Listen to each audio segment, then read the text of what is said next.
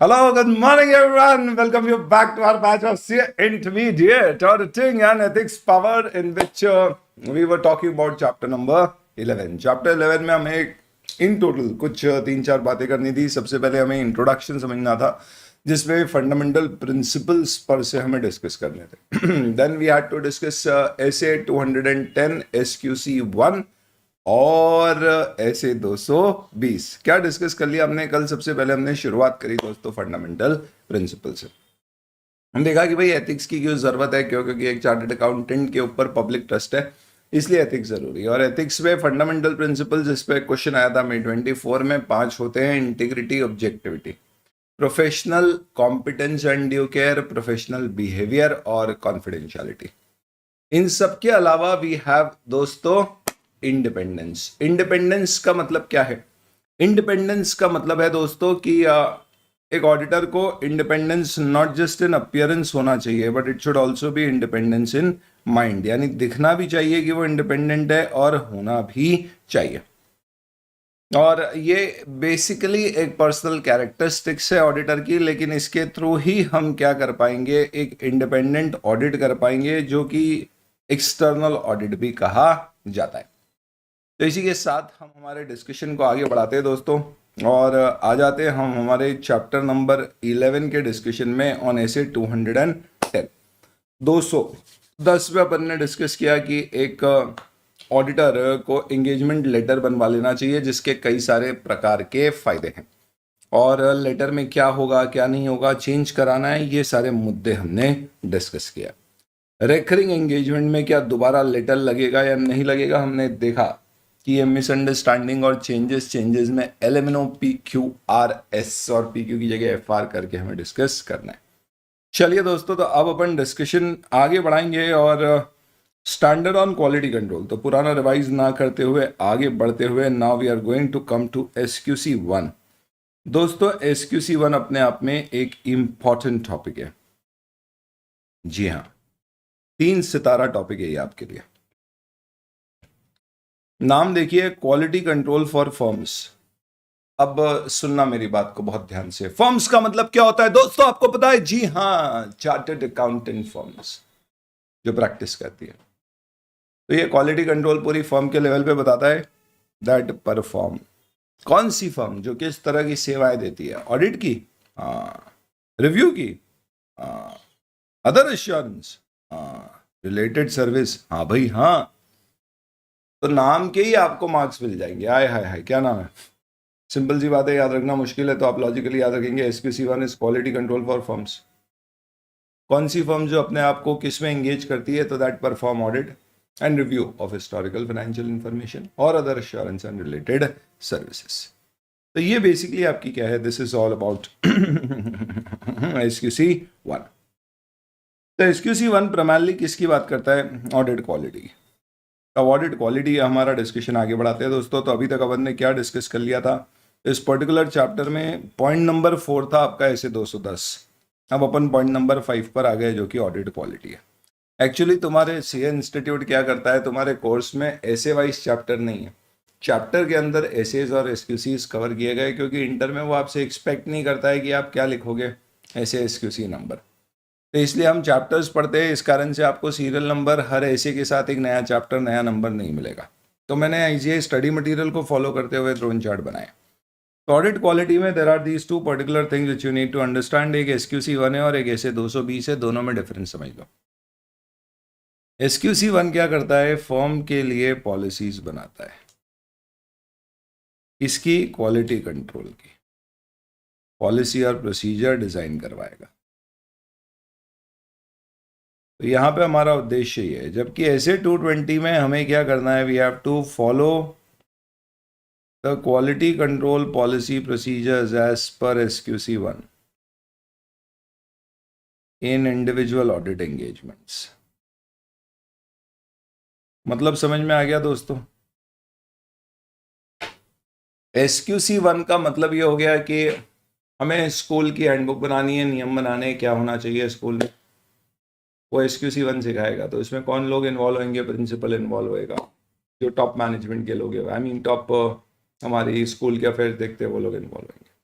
और वो हैंडबुक बना के फिर हर स्टूडेंट को और क्लास टीचर को दे दी जाएगी कि इसे इम्प्लीमेंट किया जाए। ये ऐसे 220। तो SQC1 deals with all engagement, जिसमें audit, review, other assurance related service आती है और पूरी फॉर्म पे लगता है, जबकि ये सिर्फ ऑडिट एंगेजमेंट के लिए और ये सिर्फ पर्टिकुलर ऑडिट एंगेजमेंट पे लगता है। बहुत बढ़िया। SQC1 का उद्देश्य है कि हमें एक system of quality control design करना है जिससे हमें रीजनेबल एश्योरेंस मिले दो चीज़ों का। ये दोनों चीज़ें इंपॉर्टेंट है, कृपा करके याद रखना दोस्तों। अल्टीमेटली क्वालिटी कंट्रोल हमें क्यों अचीव करना है, तो थोड़ा सा बैकग्राउंड तो दे दो सर, आपने तो आज आते से ही शुरू कर दिया। No background, okay let's have a background. Standard on quality control क्या कहता है दोस्तों, एक बात बताओ। गुड मॉर्निंग जी, वेलकम। क्वालिटी कब आएगी दोस्तों? जब स्टैंडर्डाइजेशन होगा। स्टैंडर्डाइजेशन यानी कि एक सेट सिस्टम है, प्रोसेस है। एप्पल अपने कोई मोबाइल फ़ोन खुद नहीं बनाता है, सारे उसने कॉन्ट्रैक्ट मैन्युफैक्चरिंग पे दे रखे। फॉक्सकॉन एक बड़ी कंपनी है जो एप्पल के मेजॉरिटी मोबाइल फ़ोन बनाती है। उसके बावजूद इतनी बढ़िया क्वालिटी कैसे आती है? क्यों? क्योंकि एप्पल ने बोला है कि भाई मोबाइल कोई भी बना सकता है। कैसे बनाना है, हमने इसका पूरा प्रोसीजर फॉलो करवा रखा है, यानी एक बना रखा है और इन लोगों को इसे स्ट्रिक्टली इम्प्लीमेंट करना। हम सिर्फ चेक करते हैं कि ये प्रोसीजर फॉलो कर रहे हैं यानी।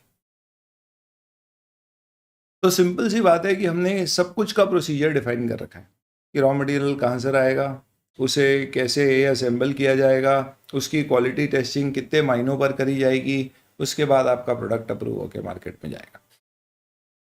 तो अगर मैं इस तरह के स्ट्रिक्ट डिटेल प्रोसीजर बना दूँ तो ऑटोमेटिकली क्या हो जाएगी? इंश्योर होगा कि हम क्वालिटी फॉलो कर पाए, बस फिर हमें इम्प्लीमेंट करना पड़ेगा। तो इसी तरह से एक CA फर्म में क्वालिटेटिव वर्क कब होगा? जब आपके पास ऐसी पॉलिसीज और प्रोसीजर्स होंगी जिसको हर ऑडिट पे, हर रिव्यू पे, हर एंगेजमेंट पे फॉलो किया जाएगा। तो ये जो पॉलिसीज और प्रोसीजर्स है, ये किसको डिजाइन करना है? This is to be designed by the leader of the firm. तो ये आपको क्या करना है, किसी CA फर्म में मुखिया को as in most senior partner और सेट ऑफ सीनियर पार्टनर, ये लोग जिम्मेदारी लेंगे और ये डिजाइन करेंगे। मुझे एक बात बताओ, अल्टीमेटली आप जब ये क्वालिटी पॉलिसीज डिजाइन कर रहे हो, आपका अल्टीमेट ऑब्जेक्टिव क्या है? भाई एप्पल कंपनी जब अपने प्रोडक्ट्स बना रही है, अपनी पॉलिसी बना रही है क्वालिटी कंट्रोल की कि कैसे मैन्युफैक्चरिंग कॉन्ट्रैक्ट पे करवानी है, उसका मेन ऑब्जेक्टिव क्या है कि उसका प्रोडक्ट क्वालिटेटिव आए। क्वालिटेटिव यानी जो उसने प्रॉमिस किया उसका प्रोडक्ट वैसा परफॉर्मेंस डिलीवर करे। सेम इसी तरह से एक चार्टर्ड अकाउंटेंट फर्म के लिए क्वालिटी का मतलब क्या होता है? नंबर 1, उसकी रिपोर्ट गलत ना हो, यानी जो भी ओपिनियन उसने दिया है वो एप्लीकेबल सर्कमस्टांसेस के अनुसार सही हो। और नंबर 2, हमारे ऊपर एक एक्स्ट्रा जिम्मेदारी है कि हमने हमारे स्टैंडर्ड्स ऑन ऑडिटिंग या कोई भी ऐसी प्रोफेशनल या लीगल रिक्वायरमेंट जो हम पर लगती है, कोई लॉ की रिक्वायरमेंट है, उसे फॉलो किया। तो अल्टीमेटली SQC1 डिजाइन किया जाता है ताकि फर्म और उसके पर्सनल, जब भी पर्सनल में NNEL लिखा रहे, इसका मतलब एम्प्लॉय होता है, इसमें पार्टनर आएंगे, सब कोई आएगा। फर्म का मतलब क्या होता है? कलेक्टिवली पार्टनर, फर्म, सारे कुछ लोग मिला के। तो हमें कंप्लाई करना है प्रोफेशनल स्टैंडर्ड और रेगुलेटरी और लीगल रिक्वायरमेंट का, जिसका शॉर्ट फॉर्म है PSRL। और ये हैशटैग है। हैशटैग का मतलब क्या है दोस्तों? इस ऐसे में ये बार बार यूज होगा। Plus the report issued by the firm और the partners are appropriate in circumstances. तो सारे लोग एक चीज़ ध्यान रखना, कोई भी क्वालिटी कंट्रोल रिलेटेड क्वेश्चन आता है पॉलिसी प्रोसीजर का, तो आपका आंसर का शुरुआत इससे हो सकती है। What is the purpose of quality control policies and procedures? The purpose is to develop policies and procedures which can achieve two things. One, ensure that the audit or engagement conducted is as per professional standard, regulatory and legal requirement. And second, the report issued is appropriate to the circumstances. ये एकदम clear है, कोई दिक्कत नहीं है। तो sir ultimately ये quality control policies और प्रोसीजर्स में क्या क्या चीज़ें आती हैं? तो SQC1 में ये 5 चीज़ें शामिल होती है। सबसे पहले बोलता है कि आपके यहाँ पे एक मुखिया बनाओ और उसको जिम्मेदारी दो, वो क्वालिटी की जिम्मेदारी लेगा। उसके बाद एक चीज़ ध्यान रखो, क्वालिटी लाने के लिए एथिक्स का होना ज़रूरी है, तभी क्वालिटी आएगी, क्योंकि तभी आप इंडिपेंडेंट रहोगे और आप अपना काम निष्पक्ष ऑब्जेक्टिव रूप से कर पाओगे। इस कारण से आपको उन्हीं लोगों का काम करना चाहिए जिनमें आप क्वालिटी लाते हो। कारण क्या है दोस्तों? तुमने कोई एक ऐसा क्लाइंट पकड़ लिया जो अपने आप में क्वालिटी पे फोकस ही नहीं कर रहा है, तो आप समझिए आप कहाँ से क्वालिटी ला पाओगे, क्योंकि आप ऑडिट कर रहे हो ना किसी। भाई देखिए सीधी सी बात है, अगर एप्पल ने या ना मैन्युफैक्चरर ढूंढ लिया है जो खुद के प्रोसेसेस ही उसके अच्छे नहीं है, हम कितना भी समझा दे वो कर ही नहीं पाता है, तो कोई मतलब ही नहीं है ऐसे व्यक्ति को अपॉइंट करके। सिमिलरली एक सीए फर्म एक ऐसे क्लाइंट का ऑडिट नहीं करेगी जिससे उसको लग रहा है कि यार ये क्लाइंट का कोई फोकस ही नहीं है कंट्रोल पे, चीज़ों को सही करने में। कुछ भी बोलो तो बोलता है सब चलता है, सब चलता है, किसको पड़ी है, इतनी बड़ी दुनिया है उसमें हमें कौन देख रहा है, ऐसी बातें करता है। तो हमें ऐसे क्लाइंट के साथ काम ही नहीं करना चाहिए। तो आपको अपने क्लाइंट को भी बहुत ध्यान से चुनना है, ऐसा नहीं है पैसा दे रहा है तो किसी का भी काम कर लेंगे। फिर उसके बाद आपको लोग चाहिए, क्योंकि काम सारा पार्टनर ने नहीं करना है, लोगों ने करना है, तो लोग कैसे चाहिए, उसके ऊपर पॉलिसीज क्वालिटी की होना चाहिए। और फिर किसी भी काम को करने के लिए आपको किन चीज़ों का ख्याल रखना है, यानी जब कोई कार्य होगा ऑडिट का तो उस पर क्या चीज़ें ध्यान रखनी है। प्लस कोई एक बंदा होगा जो मॉनिटर करेगा कि हमने जो पॉलिसीज प्रोसीजर्स बनाए वो फॉलो हो रहे हैं या नहीं हो रहे। इन सब के अलावा हमें डॉक्यूमेंटेशन, कम्युनिकेशन और फीडबैक लेना पड़ेगा कि हमारी पॉलिसीज डॉक्यूमेंटेड होना चाहिए, सारे एम्प्लॉयज़ को कम्युनिकेटेड होना चाहिए, और समय समय से उनसे फीडबैक ले कि भाई कोई दिक्कत तो नहीं आ रही है, समस्या तो नहीं आ रही है, प्रॉब्लम तो नहीं है, ऐसे चलेगा। सबसे पहले शुरुआत करते हैं लीडरशिप से। एसक्यूसी बोलता है कि सबसे पहले आप क्या करिए, प्रमोट करें एक इंटरनल कल्चर की qualities essential in performing all engagements. Firm का सीईओ और मैनेजिंग पार्टनर को ये रिस्पॉन्सिबिलिटी अज्यूम करनी। Quality in everything we do, बताओ किसका टैगलाइन है ये, कौन सी सीए फर्म या कौन सी कंसल्टेंसी कंपनी है जिसकी ये टैगलाइन है, quality in everything we do. Come on come on come on. No no. तो दोस्तों सबसे पहले क्वालिटी कंट्रोल कब ला पाओगे, जब हमारे यहाँ पे सभी लोग क्वालिटी कॉन्शियस होंगे, सब लोग समझते हैं क्वालिटी का क्या इंपॉर्टेंस है, उस पर फोकस करते हैं। तो इसके लिए ये कल्चर किसको डेवलप करना पड़ेगा, ये टॉप से डेवलप होएगा। तो इस कारण से एक आगे है कि आपको सबसे पहले एक लीडर ऐसा चुनना है या लोगों को चुनना है जो क्या करेंगे, बताएंगे a quality is important in everything we do, पहला पॉइंट। दूसरा, जो फर्म के टॉप लोग हैं उन्हें रिस्पॉन्सिबिलिटी लेना है क्वालिटी अचीव करने की। थर्ड, अगर आपने किसी पर्सन को ऑपरेशनल रिस्पॉन्सिबिलिटी दी है कि भैया तू मॉनिटर करना सब लोग हमारे quality control policy procedures follow कर रहे हैं या नहीं, इस तरह के, उनके पास उतना एक्सपीरियंस, एबिलिटी और अथॉरिटी होना चाहिए कि वो ये काम कर सके। यानी डेलीगेशन ऑफ रिस्पॉन्सिबिलिटी के साथ में अप्रोप्रिएट अथॉरिटी भी उन्हें दीजिए, और रिस्पॉन्सिबिलिटी उसी दीजिए जो निभा सके, हर किसी को ना दीजिए। अर्नस्ट एंड यंग, शाबाश, वेरी गुड बेटा। ईवाई का टैगलाइन है quality in everything we do. तो ये जो क्वेश्चन है, ये जो पर्टिकुलर पॉइंट है, ये कॉइन पे क्वेश्चन कैसे आएगा, अगर एग्जाम में ऐसा क्वेश्चन आता है, एक कंपनी है जिसके ऊपर अभी आरबीआई ने मेजर इन्वेस्टिगेशन किया है, ऐसा भी लग रहा है कि वो फ्रॉड्स में इन्वॉल्व है, उसके ऑडिटर ने रिज़ाइन भी कर दिया, लेकिन उस कंपनी ने आपको अप्रोच किया, आपकी सीए फर्म को अप्रोच किया है कि आप हमारे ऑडिटर बन जाएं, और जो मैनेजिंग पार्टनर है आपकी फर्म का, यानी बड़ा पार्टनर, वो पर्सनली उसे जानता है और उसका एक स्ट्रॉन्ग रिकमेंडेशन है कि उसे ऑडिट ये एक्सेप्ट कर लिया जाना चाहिए, क्यों, क्योंकि हमें बहुत मोटी फीस मिलने वाली है। तो बताइए ये क्या रिफ्लेक्ट कर रहा है। तो इस तरह के क्वेश्चन में आपको जवाब देना पड़ेगा, this reflects that the leadership is not responsibly taking quality controls in its hand, because top management quality पे फोकस नहीं कर रहा है, असाइनमेंट में ये नहीं देख रहा है कि अल्टीमेटली हम क्वालिटी अचीव कर पाए, पर पैसा देख रहा है। क्लाइंट की स्थिति को देखते हुए लगता नहीं है कि क्लाइंट अपने आप में एक इंटीग्रिटी वाला क्लाइंट है, और आप प्योर पैसे के कारण इसे एक्सेप्ट करने का सोच रहे हो। तो टॉप मैनेजमेंट ही अगर ऐसा है, अरे हेलो, आप समझ सकते हो कि अगर आपका सरदार ही क्या है ऐसी बेईमानी कर रहा है, तो फिर उसके बाद ऑब्वियसली क्या होने वाला है, उसके अंदर जितने भी उसके लोग हैं वो भी उसी तरह का काम करें। अब आते हैं एथिकल रिक्वायरमेंट। आपके क्वालिटी कंट्रोल पॉलिसीज और प्रोसीजर्स में सबसे पहले एथिक्स की बात होना चाहिए। क्या बोलना चाहिए कि हमें एथिकल रिक्वायरमेंट कंप्लाई करनी। एथिक्स यानी वही 5 अपन ने देखे थे fundamental principles, ethical requirements. Second, independence की पॉलिसीज और प्रोसीजर्स में ये बताना चाहिए कि फर्म एम्प्लॉय, एक्सपर्ट और नेटवर्क फर्म के एम्प्लॉयज, इन सबको क्वालिटी कंट्रोल फॉलो करना है, अचीव करना है। सॉरी, इन सबको इंडिपेंडेंट रहना है। थर्ड, ये पॉलिसी और प्रोसीजर अनेबल करेगी फर्म को किस चीज में, अब ये ध्यान से पढ़िएगा। Communicate the requirement relating to independence to personal, यानी आप एम्प्लॉयज को बताओ इंडिपेंडेंस में हमें क्या अपेक्षित है। Identify and evaluate circumstance that create threats to independent,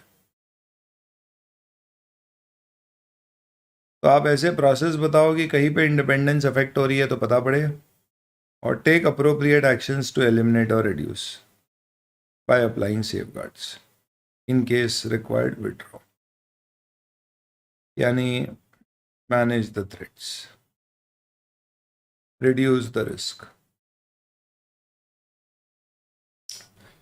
सबसे पहली बात, क्या हमें इंडिपेंडेंट रहना है? हाँ।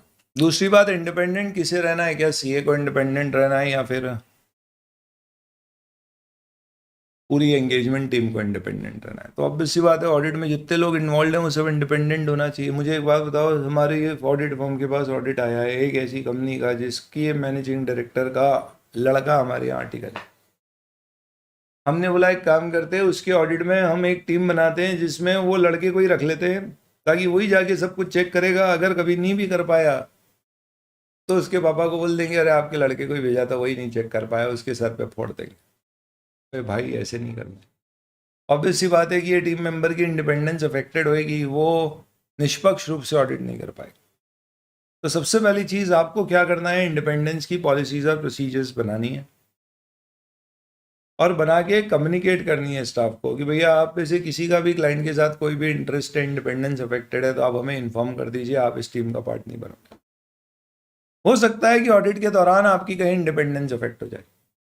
जैसे उदाहरण के तौर पे हो सकता है कि कोई कंपनी के ऑडिट टीम के आर्टिकल का मैनेजिंग डायरेक्टर साहिबा के साथ, हाय हाय हाय, यंग डायरेक्टर थी अभी, a year younger than the article, और कुछ ना कुछ समझ पा रहे हो आप, छोड़िए। तो ऑडिट के दौरान थ्रेट कैसे डेवलप हो सकती है कि ऑडिट हमने एक्सेप्ट किया और उसके बाद में किसी पार्टनर के रिलेटिव ने उस कंपनी में मेजर स्टेक ले लिया, जिस कारण से हमारा इन्फ्लुएंस रिलेशनशिप या स्टेक आ गया। तो ऐसी सिचुएशन में हमें आइडेंटिफाई करना है, अगर कोई थ्रेट है और है तो फिर उसे रिमूव करना है। तो आप कंपनीज एक्ट में पढ़ेंगे, सेक्शन 141 कहता है कि रिलेटिव कंपनी में 1 लाख की फेस वैल्यू तक के शेयर लेगा तो ठीक है, उससे ज़्यादा ले तो 60 डेज में बेचना पड़ेगा। तो फिर हमें चेक करना है कि भैया वो रिलेटिव बेच दे, ताकि हमारी थ्रेट दूर हो सके, और अगर वो नहीं बेचे तो हमें ऑडिट से विड्रॉ भी करना पड़ेगा। तो ये क्या कहती है, ये पॉलिसीज और प्रोसीजर्स आपको ये सारी चीज़ें अचीव करने के काबिल बनाए हैं, ऐसी पॉलिसीज और प्रोसीजर्स बनाना है। 3 चीज़ों का ध्यान रखना है आपको, पॉलिसी प्रोसीजर कम्युनिकेट करो, थ्रेट्स आइडेंटिफाई करो और उसे मैनेज करो। चलिए, अब मुझे एक बात बताओ, थ्रेट्स पता कैसे पड़ेगी?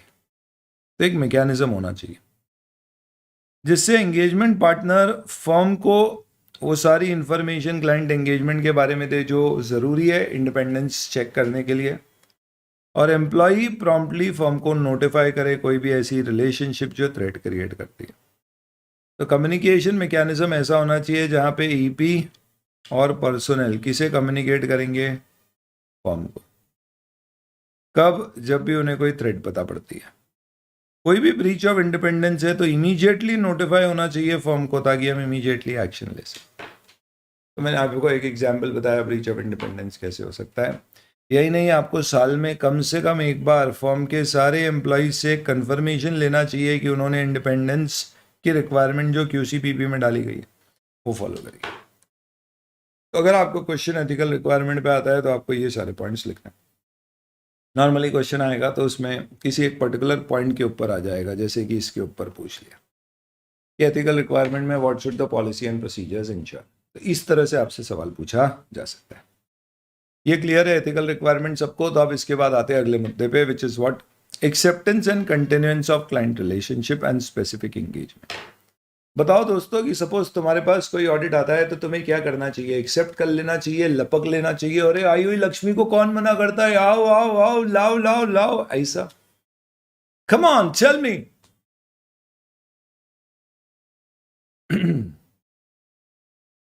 फर्म बेटा मतलब सीए फर्म। जब भी फर्म यूज करेंगे ना ऐसे में तो उसमें सीए फर्म का मतलब है, और अगर आप जिसका ऑडिट कर रहे हो उसको क्लाइंट कहेंगे, ऑडिटी कहेंगे, फर्म सीए को कहेंगे, ठीक है।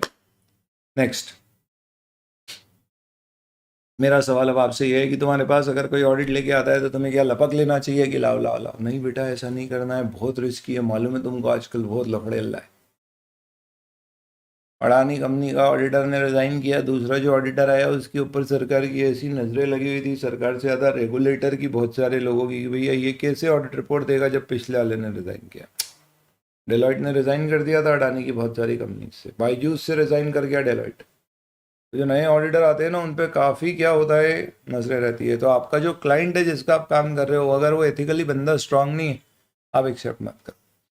इनफैक्ट एक बात बताओ, काम एक्सेप्ट कब करना चाहिए? जब सबसे पहली बात आपको ज्ञान हो उस तरह का काम करने का। आपको एक कंपनी ने अपॉइंट किया है एज एन ऑडिटर, आप क्या कर रहे हो? उस कंपनी का ऑडिट कर रहे हो, और क्या करती है वो कंपनी? बिटकॉइन माइनिंग है, ये क्या होती है नहीं आता हमको, तो प्रभु मत कर। तो इसका मतलब सबसे पहले अगर तुम्हें ऑडिट एक्सेप्ट करना है तो देखो कॉम्पिटेंसी है भी या नहीं उसको परफॉर्म करने की, प्लस टाइम और रिसोर्स। आता सब कुछ है पर समय नहीं है तो भी नहीं करना है, ऐसा नहीं जो आ रहा है ले लो, बात की बाद में देखेंगे, ना बाबा ना। तो कॉम्पिटेंसी हो, टाइम हो और रिसोर्स हो हमारे पास तो ही ऑडिट एक्सेप्ट करने का है, नहीं तो नहीं करना है। सेकंड, आपको मैनेजमेंट की इंटीग्रिटी चेक करना है। अगर आपको मैनेजमेंट की इंटीग्रिटी पे डाउट है, ऑनेस्टी पे डाउट है, बेटर है मत करो अपने आप को उससे एसोसिएट। पीडब्ल्यूसी आज तक भुगत रहा है, एक सत्यम वाला केस था उसके बाद में, तब से लेके आज तक पीडब्ल्यू इंडिया में अपने पाँव अच्छे से जमा ही नहीं पाया बेटा। ऑडिट प्रैक्टिस उसकी अच्छे से जम ही नहीं पाई। वो जो उधर नाम खराब हुआ, एक बार पैसा बनाया उसने सत्यम से, उसकी आज तक भुगत रहा है। प्लस हमें ये चेक करना है कि एथिकल रिक्वायरमेंट्स कंप्लाई कर पा रही हैं। ऑब्वियसली बात है, इंडिपेंडेंस मेंटेन होगी तो ही ऑडिट एक्सेप्ट करना है। इंटीग्रिटी क्लाइंट की कैसे चेक होएगी बेटा? ये बहुत बढ़िया सवाल है कि क्लाइंट की इंटीग्रिटी कैसे पता पड़ेगी। तो सबसे पहले दो चीज है, सोर्स और इंटीग्रिटी का मतलब क्या है। पहले अपन समझ रहे हैं इंटीग्रिटी का मतलब क्या है। इंटीग्रिटी है आइडेंटिटी और रेपुटेशन ऑफ उसके ओनर, उसके मैनेजमेंट। तो सबसे पहला पॉइंट है कि भैया उसके ओनर्स और मैनेजमेंट की क्या रेपुटेशन। सेकंड, उसका नेचर ऑफ बिजनेस और उसके काम करने के तरीके क्या है। तो आपने समझा भैया ओनर और मैनेजमेंट कौन है। ये ओनर मैनेजमेंट किस तरह के हो सकते हैं? ये टाटा जैसे लोग हैं, साफ सुथरे देख के ही समझ में आ रहा है इंटीग्रिटी है, तो आपको लगेगा बढ़िया है। लेकिन आपने लगा नहीं नहीं ये तो अर्शद मेहता टाइप के, तो ऑब्वियस सी बात है फिर आपका डाउट बढ़ेगा। नेचर ऑफ बिजनेस क्या है, वो क्या करते हैं, तो आपको ये समझना पड़ेगा। लेट्स से फॉर एग्जांपल इनका हवाले का काम है पैसे इधर उधर करने का, तो भाई मत करो। बिजनेस प्रैक्टिसेस कैसी है ये, तो इनकी बिजनेस प्रैक्टिसेस में इनके ऊपर काफ़ी सारे नाम हैं, जैसे सहारा इंडिया आपने सुना हो, not very strong business practice, लोगों के पैसे खा के बैठ गए, इस तरह की चीज़ें, better to avoid. Then information concerning the attitude of the clients principal owners. तो इसका मतलब क्या है, एज इन मार्केट रेपुटेशन के साथ साथ उन लोगों का एटीट्यूड क्या है। एटीट्यूड मतलब क्या होता है, जैसे ये वाला एग्जाम्पल लो इससे रिलेटेड। ऑडिटर को अपॉइंट करते समय ऑडिटर ने पूछा आप हमें क्यों अपॉइंट कर रहे हो पिछले ऑडिटर की जगह। उसने बोला सस्ते हो तुम और कुछ नहीं है ज्यादा उछलो मत, खुश मत हो, तुमसे सस्ता कोई मिल नहीं रहा इसलिए तुमको लेके आए। आप सोचो ऐसे एटीट्यूड रखने वाला आदमी से आप क्या इंटीग्रिटी एक्सपेक्ट करो। एक क्लाइंट ने 5 ऑडिटर को एक साथ बुलाया, बोले हम प्रपोज कर रहे हैं ऑडिटर अपॉइंट करना, लाइन वाइज खड़े हो जाओ सब हाइट वाइज और बोली लगाओ, जिसकी सबसे कम बोली लगेगी उसको ऑडिट दे देंगे। अरे क्या तुम अपनी नीलामी करने चले गए उसके पास, ऐसा ऑडिट स्वीकार ही नहीं करते। तो अगर वो फीस बहुत कम रखने की कोशिश कर रहा है, आप कुछ भी बोलते हो, बोलता है अरे साहब क्या फर्क पड़ता है। आई मीन उसका एटीट्यूड ही ऐसा, कैसा एकदम एटीट्यूड केयरलेस अनप्रोफेशनल।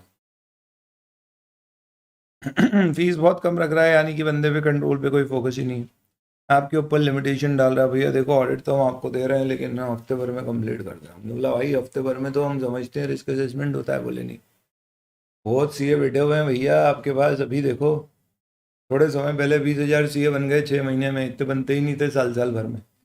अरे बहुत लोग बैठे हैं, आपको चाहिए तो ले, नहीं तो बहुत बैठे। तो क्या है, लिमिटेशन आपके स्कोप के ऊपर इम्पोज कर रहा है वो शुरू से।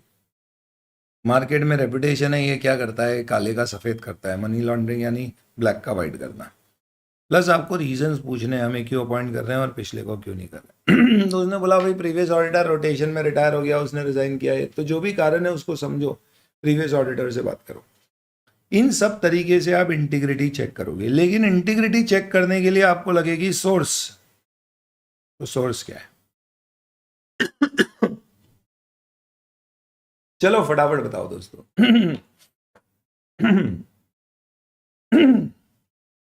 दोस्तों मेरा आपसे सवाल है, source of information of the client integrity, कहां से आपको क्लाइंट की इंटीग्रिटी के बारे में पता पड़ेगा, इंफॉर्मेशन मैनेजमेंट के बारे में कहां से पता पड़ेगी? तो आप एग्जिस्टिंग या previous provider of accounting services से, थर्ड पार्टी से डिस्कशन कर सकते हो, क्लाइंट से डिस्कशन कर सकते हो, और वहाँ से आप उसके बारे में पता कर सकते हो। बाकी मार्केट में इंफॉर्मेशन रिसर्च वगैरह करके पता पड़ सकते, ठीक है। अगर आपको कहीं पर भी ऐसा लगता है कि कोई भी प्रकार के ऑडिट एक्सेप्ट करने में किसी भी प्रकार के इश्यूज थे, तो आपने उसे कैसे रिजॉल्व किया ये चेक करिए। बिग फोर में ऐसा होता है, जब भी कोई नया क्लाइंट आता है ना, तो उसका एक रिस्क कैटेगराइजेशन होता है 1 2 3, as in low medium high. High risk है तो जो एशिया पैसिफिक का पार्टनर होगा, हेड होगा उस प्रैक्टिस का, उसकी परमिशन बिना नहीं एक्सेप्ट कर सकते। मीडियम रिस्क है तो नेशनल हेड की बना। मॉडरेट या लो रिस्क है तो सॉरी लो रिस्क है तो फिर जो पार्टनर ऑडिट लेके आया है वो डायरेक्टली डिसाइड कर सकता है। सही है। तो ये आपको क्या करना है, डॉक्यूमेंट करना है कोई भी इंटीग्रिटी में इशू आता है। करेक्ट। इसके अलावा सोर्स ऑफ क्लाइंट इंटीग्रिटी कैसे पता पड़ेगा? पास्ट ऑडिटर से कम्युनिकेट करो, एक्सपर्ट से कम्युनिकेट करो, जो आपका क्लाइंट से शुरू में डिस्कशन होता है उससे भी पता पड़ता है। ये सब तरीके होते हैं। कभी ऑडिट एक्सेप्ट किया और आपको मालूम पड़ा कि भैया there is a conflict of interest. क्या मतलब कॉन्फ्लिक्ट ऑफ इंटरेस्ट है? लेट्स से फॉर एग्जांपल आपकी कोई एक नेटवर्क फर्म है जो कुछ अकाउंटिंग सर्विसेज प्रोवाइड कर रही है आपके प्रपोज्ड क्लाइंट को, जिसने आपको ऑडिटर अपॉइंट किया। आप उसे पहले रिजॉल्व कर लो बेटा, क्योंकि अकाउंटिंग अगर आपकी नेटवर्क फर्म कर रही है तो आप उस कंपनी का ऑडिट नहीं कर पाओगे। कंपनी लॉ में मना किया हुआ है कि आप ही आपकी नेटवर्क फर्म अकाउंटिंग में इन्वॉल्व हो तो ऑडिट नहीं करो। तो आप उसे रिजॉल्व करो, या तो आप उसको बोलो कि भैया तू अकाउंटिंग छोड़े, या फिर हम ऑडिट एक्सेप्ट ना करें, या जो भी रिजोल्यूशन आ सकता है। पर सपोज ये इंफॉर्मेशन ऑडिट एक्सेप्ट करने के बाद पता पड़ी, यानी कॉन्फ्लिक्ट ऑफ इंटरेस्ट आपको बाद में पता पड़ा ऑडिट एक्सेप्ट करने के बाद, तो फर्म की पॉलिसी और प्रोसीजर देखो कि वो क्या कहती है। नॉर्मली वो क्या बोलेगी, अगर आपको पता पड़ता है कि बाद में कॉन्फ्लिक्ट ऑफ इंटरेस्ट आया है, तो आप चेक करो आपकी प्रोफेशनल लीगल रिस्पॉन्सिबिलिटी क्या कहती है। तो report to person who made the appointment, regulatory authority. तो हो सकता है कि कॉन्फ्लिक्ट ऑफ इंटरेस्ट आए तो आपकी जिम्मेदारी होगी आपको मैनेजमेंट को या गवर्निंग बॉडी को बताना पड़े। तो जो भी रिस्पॉन्सिबिलिटी है पूरी करिए, और सेकंड देखिए क्या विड्रॉ करने की ज़रूरत है और विड्रॉ कर सकते हैं। ध्यान रखना दोस्तों, हर बार विड्रॉल भी अलाउड नहीं होता है, क्योंकि कई बार क्या होता है विड्रॉ करने में रिस्ट्रिक्शन होता है, ये कह के कि भैया ऑडिट खत्म होने वाला है और तुम लास्ट मोमेंट पे विड्रॉ करोगे, हम कहाँ से ऑडिटर लाएंगे। तो ऐसे केस में फिर आपको डिस्क्लेमर ऑफ ओपिनियन ऐसा कुछ देना पड़ता है। ये सारी बातें अपन ने जो पढ़ी है दोस्तों, ये पूरा सी पॉइंट का पार्ट है, जिसका मतलब है acceptance and continuance of client relationship. ये अपने आप में एक इंपॉर्टेंट मैटर है, बहुत ज़्यादा इंपॉर्टेंट। आई होप ये क्लियर है। इसके बाद आते हैं ह्यूमन रिसोर्स पे, कुछ खास काम का नहीं है, ईजी है। ह्यूमन रिसोर्स का मतलब आपको आपकी सीए फर्म में क्या रखना पड़ेंगे, अच्छे लोग, कॉम्पिटेंट, अच्छे एटीट्यूड वाले, इंटीग्रिटी वाले, तभी आप अच्छे से काम कर पाओगे। तो पॉलिसी और प्रोसीजर कृपा करके ऐसे बनाएं कि आपके पास एक रीजनेबल एश्योरेंस हो कि हमारे पास पर्याप्त लोग अच्छी कैपेबिलिटी, कॉम्पिटेंस और कमिटमेंट टू एथिकल रिक्वायरमेंट वाले, जिसे बोलते हैं कैपेबिलिटी, कॉम्पिटेंस और ऑब्जेक्टिविटी, एथिकल रिक्वायरमेंट्स के लिए फुलफिल करते हैं, ताकि वो अपनी एंगेजमेंट को प्रोफेशनल स्टैंडर्ड, रेगुलेटरी रिक्वायरमेंट के अनुसार और report issued appropriate to circumstances दे सके। याद होगा आपको ये ऑब्जेक्टिव ऑफ एसक्यूसी था। हमारे स्टैंडर्ड का ऑब्जेक्टिव यही था। क्या ऑब्जेक्टिव था हमारे स्टैंडर्ड का? कि हम capability, competence, sorry number 1, audit can be as per professional standard, regulatory and legal requirements. and second report issued is appropriate in to circumstances.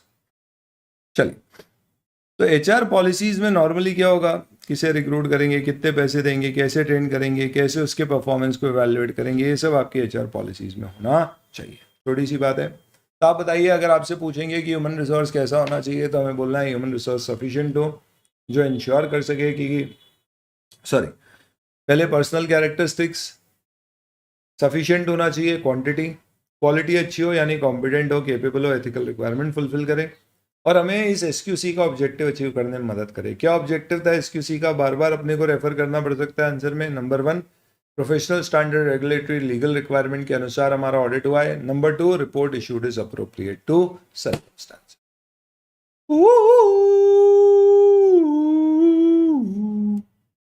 अरे बोलो रे. अब आते हैं डिफरेंस ऑफ ओपिनियन पे. ये तो बहुत ही सही है. अभी ऐसा हो सकता है कि आगे ऑडिट के दौरान तुम्हारे और तुम्हारे पीयर के आपस में डिफरेंस ऑफ ओपिनियन आ जाए. सपोज कोई ऑडिट पे 3 आर्टिकल काम कर देंगे, आप, वो और कांटा, आप दोनों को बीच का कांटा. तो ये ट्रायंगल बना हुआ है, समझ पा रहे हैं आप, वो और ये, हमारी स्ट्रेट लाइन को इसने ट्रायंगल बना दिया. तो समझिए दोस्तों, सपोज फॉर एग्जाम्पल हमने कोई एक पर्टिकुलर एरिया चेक किया जिसमें हम प्रोविजंस चेक कर रहे थे.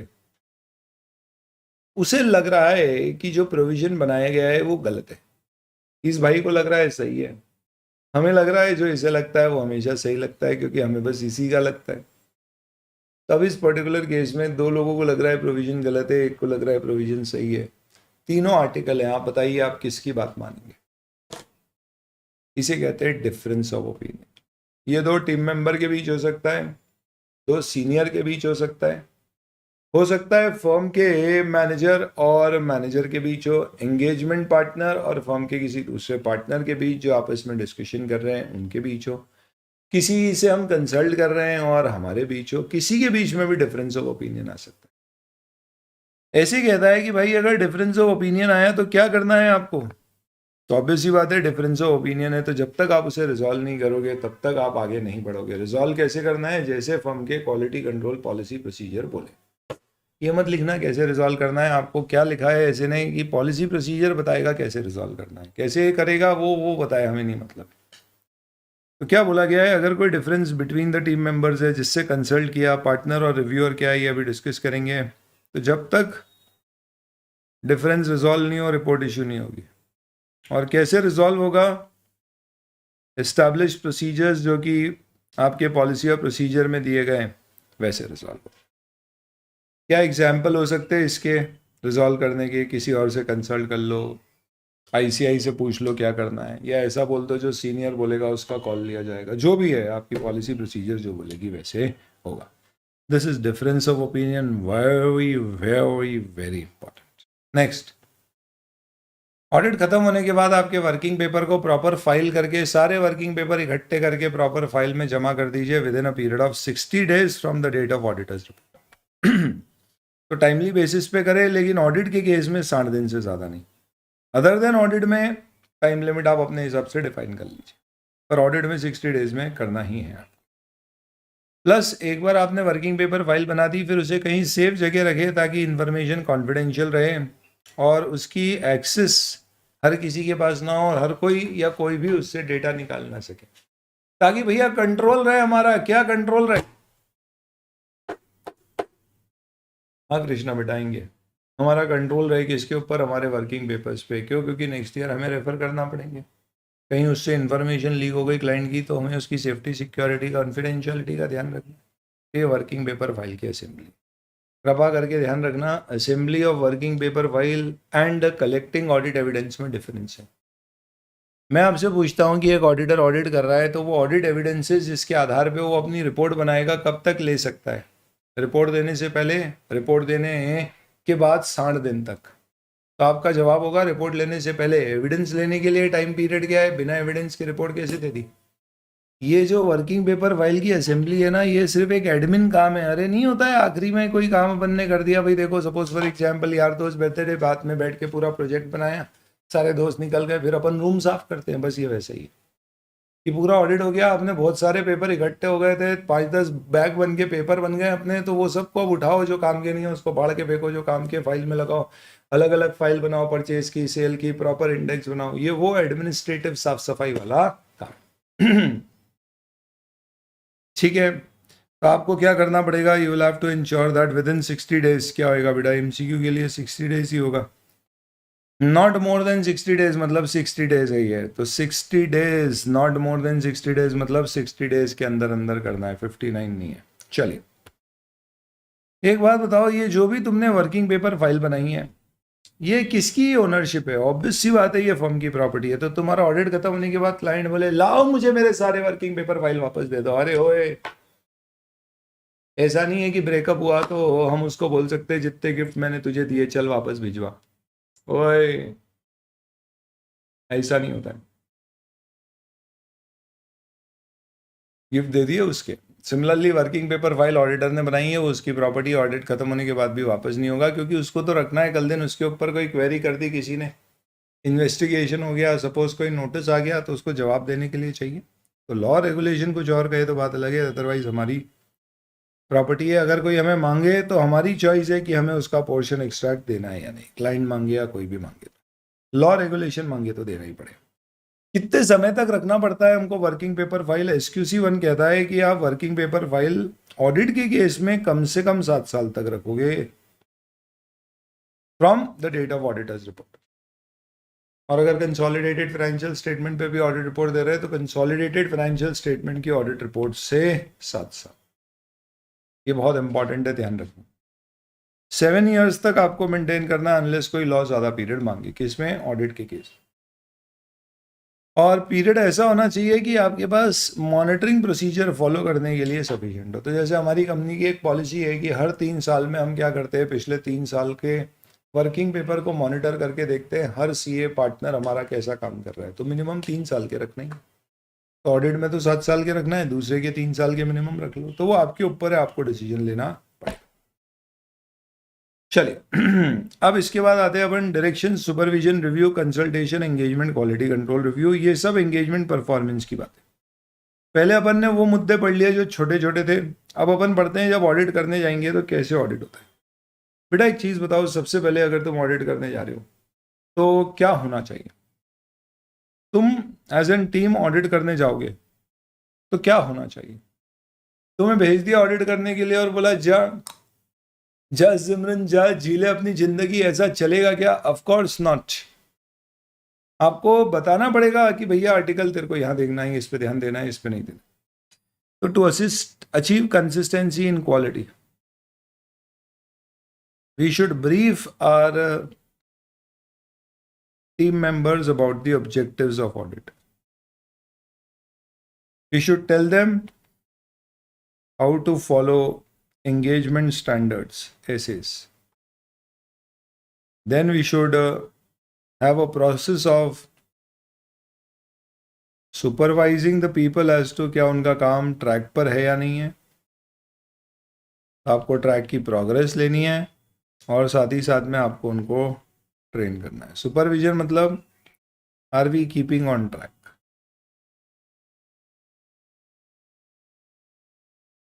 फिर ट्रेनिंग, कहीं भी आपको लग रहा है कि रिक्विजिट स्किल्स नहीं है टीम मेंबर में तो ट्रेन करिए। उसके अलावा आपको उनके वर्क को रिव्यू करना है और प्रॉपर वर्किंग पेपर फाइल बन रही है नहीं, डॉक्यूमेंट। तो जब आप एंगेजमेंट टीम को ये चीज़ पे, प्रोसेस पे ब्रीफ कर रहे हो, इसे क्या बोलेंगे? डायरेक्शन। इसे क्या बोलेंगे? सुपरविजन। इसे क्या बोलेंगे? रिव्यू। हमें डायरेक्ट करना है, सुपरवाइज करना है, रिव्यू करना है।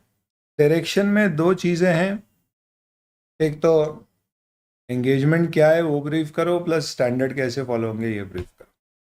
इन सब के अलावा आप चाहो तो एक डॉक्यूमेंटेशन पॉइंट इसमें और ऐड करो। कंसल्टेशन क्या होता है?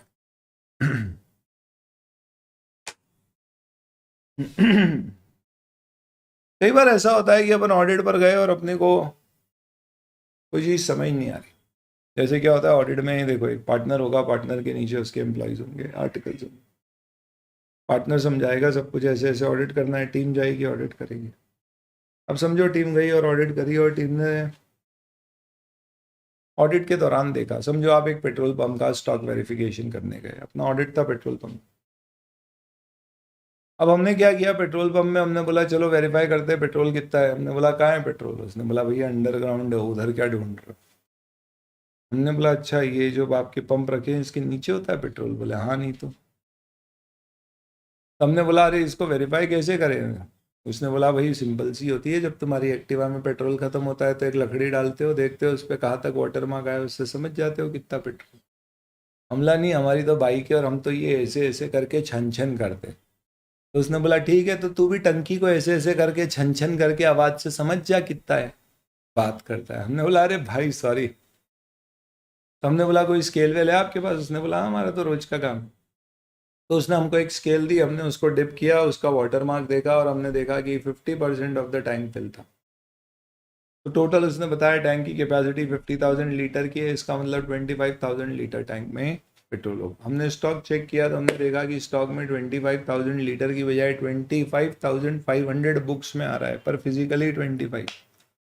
हमने बोला 500 लीटर पेट्रोल गायब हो गया, कहा गया कहा गया कहा गया। उसने बोला भाई 3% तक का वेरिएशन आता है। हमला भाई क्या कर रहा है, 3% वेरिएशन कैसे पॉसिबल है। उसने बोला भाई क्या होता है एटमॉस्फेरिक प्रेशर और इन सब के कारण पेट्रोल का वॉल्यूम कम ज़्यादा होता है, तो आप ऐसे फिजिकली कभी भी चेक करोगे तो 3% इंडस्ट्री स्टैंडर्ड है वेरिएशन। हमने बोला ये कहाँ से है। बोला भैया ये पिछले ऑडिटर को भी पता था, सबको पता है, तुमको नहीं पता तो हम क्या करें। उसने ऐसा बताया कि बहुत नॉर्मल बात है, पर हमने माना नहीं। हमने बोला हम चेक करेंगे। हमने पार्टनर को फ़ोन लगाया, हमारे बोला सीए को ये प्रॉब्लम है। तो हमारा सीए क्या करेगा, वो बोलेगा यार अपने को भी नहीं पता, रुक। तो फिर उस पर्टिकुलर सीए ने कंसल्ट किया। वो किससे कंसल्ट कर सकता है, हो सकता है हमारी फर्म में कोई दूसरा सीए हो जिसने पिछली बार ये ऑडिट किया, उससे पूछ लें, उसको आइडिया। या हो सकता है उसका कोई फ्रेंड हो जो पेट्रोल पंप चलाता हो, उससे पूछ ले। तो जब भी आपको कोई इन्फॉर्मेशन कंफर्म करना है, समझना है कैसे करना है, उस पर कंसल्टेशन एडवाइस चाहिए, तो आप अपनी फर्म के किसी दूसरे व्यक्ति से या कोई एक्सटर्नल व्यक्ति से कंसल्ट कर सकते हो। इसे कहते हैं कंसल्टेशन। क्या कहते हैं बेटा इसे, कंसल्टेशन। चलिए बहुत बहुत धन्यवाद दोस्तों फीडबैक के लिए।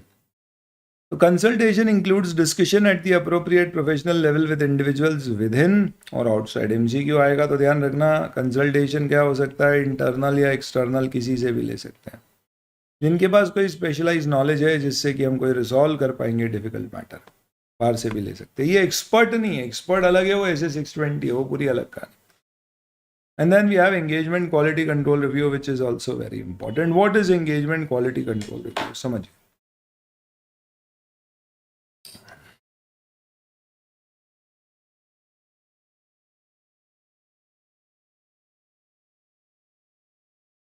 आज फाइनली तुमने मन बना लिया है कि उसको अपने दिल की बात बोल दे। बहुत दिनों से सोच रहे थे आप, एक बार मिलने भी गए बोलने के लिए, पर कुछ नहीं गए और पूछ के आ गए अरे क्यों होमवर्क मिला था क्या, कुछ बात ही नहीं कर पाए। हमने बोला अब क्या करें, हमने बोला एक काम करते हैं, मुंह पे नहीं बोल पा रहे तो मैसेज पर बोल देते, व्हाट्सएप कर। आपने एक मैसेज ड्राफ्ट किया, उसको भेजने के लिए आपने पूरा मैसेज लिख दिया और अब आप उसे भेजना चाह रहे हो, और ये डिसाइड करेगा कि आगे वो आपकी दोस्त रहेगी या दोस्त प्लस हो जाएगी या कुछ भी नहीं बचेगा। आप ये मैसेज भेज ही रहे थे जितने में आपके रूम में आपका एक दोस्त आए, उसका इन सब चीज़ों में काफ़ी एक्सपीरियंस है, 5-10 जगह से उसको मना हो चुका है, शुरू में उसको बहुत दिक्कत थी, बट देन अब वो भाई 5-6 मेंटेन करता है साथ में एक साथ। जैसे ही वो आया, आप बताइए दोस्तों, क्या आपको एक बार अपना मैसेज उससे रिव्यू करवा लेना चाहिए, प्रोवाइडेड उसका भी उसी में इंटरेस्ट नहीं हो जिसका आप में, ऑब्वियसली इंडिपेंडेंट होना चाहिए वो, तो रिव्यू करा लेना चाहिए। इससे क्या फ़ायदा होगा, जब आप उस अपने दोस्त को ये रिव्यू करने के लिए मैसेज दोगे, हो सकता है वो पढ़े और वो पढ़ के बोले अबे क्या लिखा है ये, ऐसा लग रहा है भीख मांग रहा है, बी अ मैन। मतलब समझ में आया दोस्तों। हो सकता है हम इतने ज़्यादा हम्बल हो गए हों कि ऐसा लग रहा है मैसेज पढ़ के सामने वाले को कि यार तू तो गिड़गिड़ा रहा है कि बस प्लीज़ मेरी हो जाओ, बस बस यही चाहिए और कुछ नहीं चाहिए जीवन में, और कुछ नहीं चाहिए। उसने बोला ओए बेगर, ऐसा नहीं होता है, बी अ मैन। मतलब क्या होता है दोस्तों, कई बार आप पूरा ऑडिट कर लेते हो और आपको हो सकता है कोई बेसिक सी चीज़ मिस हो जाए या आपको लगे कि हम सब कर रहे हैं पर सब कुछ कवर ना हो। ये तभी समझ में आता है जब एक बाहरी व्यक्ति जो इंडिपेंडेंट है, जिसने ऑडिट में कोई इन्वॉल्वमेंट नहीं था, वो आपके वर्किंग पेपर्स को रिव्यू करके आपसे बातचीत करके समझे। और ये आदमी भी एक एक्सपीरियंस व्यक्ति होना चाहिए, वो समझे आपसे बात करके कि हाँ क्या तुमने ऑडिट ढंग से किया है। तो एसक्यूसी कहता है कि यार लिस्टेड कंपनी में क्योंकि रिस्क बहुत ज़्यादा होता है, इसलिए लिस्टेड एंटिटीज के केस में हम चाहेंगे, मैंडेटरी है कि क्या होना चाहिए, हर ऑडिट रिपोर्ट इशू होने से पहले एंगेजमेंट पार्टनर की जिम्मेदारी है कि वो अपने ऑडिट को अपनी फर्म में किसी दूसरे पार्टनर से, नहीं तो कोई बाहर के व्यक्ति से रिव्यू करवा ले। प्रोप्राइटरशिप फर्म्स में आपको बाहर के व्यक्ति से कराना होगा, पार्टनरशिप में दूसरे पार्टनर से कराना। ध्यान रखना, इससे एंगेजमेंट पार्टनर की जिम्मेदारियों में कोई कमी नहीं आती है। ये सिर्फ एक रिव्यू है कि भैया हम कुछ मिस तो नहीं कर रहे, एक आदमी चेक कर लेगा। जो आदमी रिव्यू करेगा वो डिपेंड करेगा कितना रिव्यू करेगा, कितना कॉम्प्लेक्स है, वो मेजली जो सिग्निफिकेंट जजमेंट्स है उन पे फोकस करेगा, सब पे नहीं करेगा। बाकी आप फाइनल में इसको डिटेल में पढ़ेंगे। तो एंगेजमेंट क्वालिटी कंट्रोल रिव्यू का अगर सिंपल भाषा में मतलब समझना है तो it is basically review of audit by another partner or external in practice before issuing the audit report to check are we missing on something. Cool, wonderful. Next, अब आते हैं अपन मॉनिटरिंग पे। मॉनिटरिंग ये क्या होता है? अरे भाई, तुमने नियम बना दिए ट्रैफिक के, पर अगर तुम कैमरे नहीं लगाओगे, पुलिस वाले खड़े नहीं करोगे चौराहों पे, तो तुमको लगता है लोग फॉलो करेंगे? नहीं। सेम इसी तरह से अगर आपने पॉलिसी प्रोसीजर बना दी है पर कोई उसको देखने वाला नहीं है, तो तुम्हें लगता है वो फॉलो होगी फर्म में? शायद नहीं। तो इसके लिए फर्म को इंश्योर करना है कि जो पॉलिसी और प्रोसीजर आपने बनाई है वो क्या हो रही है, वो ऑपरेट हो रही है इफेक्टिवली। आपको ये भी देखना है कि वो एक्चुअल में लोग फॉलो कर रहे हैं। ये भी देखो कोई पॉलिसी और प्रोसीजर आपकी पुरानी तो नहीं हो गई है, ऐसे चेंज हो गए, किसी चेंज हो गए और आपने कॉन्कॉर्पोरेट ही नहीं किया अपडेशंस। प्लस उसमें जो जो चीज़ें होना चाहिए वो सब है या नहीं है। हो सकता है पहले हमारी कंपनी से ऑडिट ही करती थी, आजकल रिव्यू भी करने लगी है, पर पॉलिसी प्रोसीजर में रिव्यू की कोई बात ही नहीं। तो आप एक ऑनगोइंग इवैल्यूएशन करते रहो फर्म के क्वालिटी कंट्रोल सिस्टम का, जिसमें दोनों चीज़ें होंगी। आप किसको इवैल्यूएट करो, आपकी क्वालिटी कंट्रोल पॉलिसी प्रोसीजर भी अपडेटेड है, रेलिवेंट है, और आपके लोग भी उसे फॉलो कर रहे हैं या नहीं कर रहे। इसमें एक शब्द आता है इंस्पेक्शन। इंस्पेक्शन का मतलब क्या है?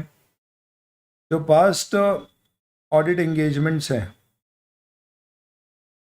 उसको वेरीफाई करो,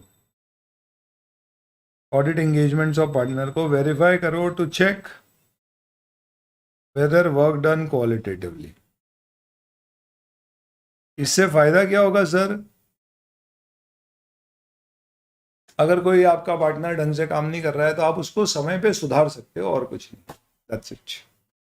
ठीक है, इसी के साथ आपका क्या कंप्लीट हो जाता है दोस्तों? This completes your SQC1।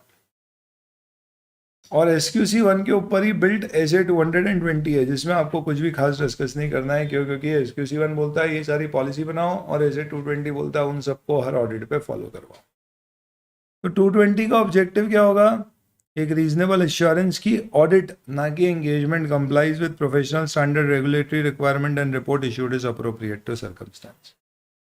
जिम्मेदारी किसकी है फॉलो करवाने की? एंगेजमेंट पार्टनर की। और फॉलो करना किसको है? टीम को। क्या फॉलो करना है? क्वालिटी कंट्रोल प्रोसीजर, जो भी रेलेवेंट है उस particular audit engagement. Plus firm को इंफॉर्मेशन देनी है अगर कभी भी उनकी इंडिपेंडेंस पे डाउट आता है। तो 220 पूरा SQC1 फॉलो करने का। इनफैक्ट सही मायने में मालूम है, पहले SA220 आ गया था SQC1 से पहले, फिर बाद में SQC1 आया। अगर SQC1 पहले आ जाता तो 220 बनाते ही नहीं। तो यहाँ पे क्या क्या बात की गई है? तो वहाँ पे अपन ने जैसे 6 पॉइंट पढ़े थे, यहाँ पे भी वही है। लीडरशिप, एथिकल रिक्वायरमेंट, एक्सेप्ट करना है या नहीं करना है, टीम, एंगेजमेंट, परफॉर्मेंस यानी ह्यूमन रिसोर्स की वजह यहाँ एंगेजमेंट टीम है, और monitoring. Same points.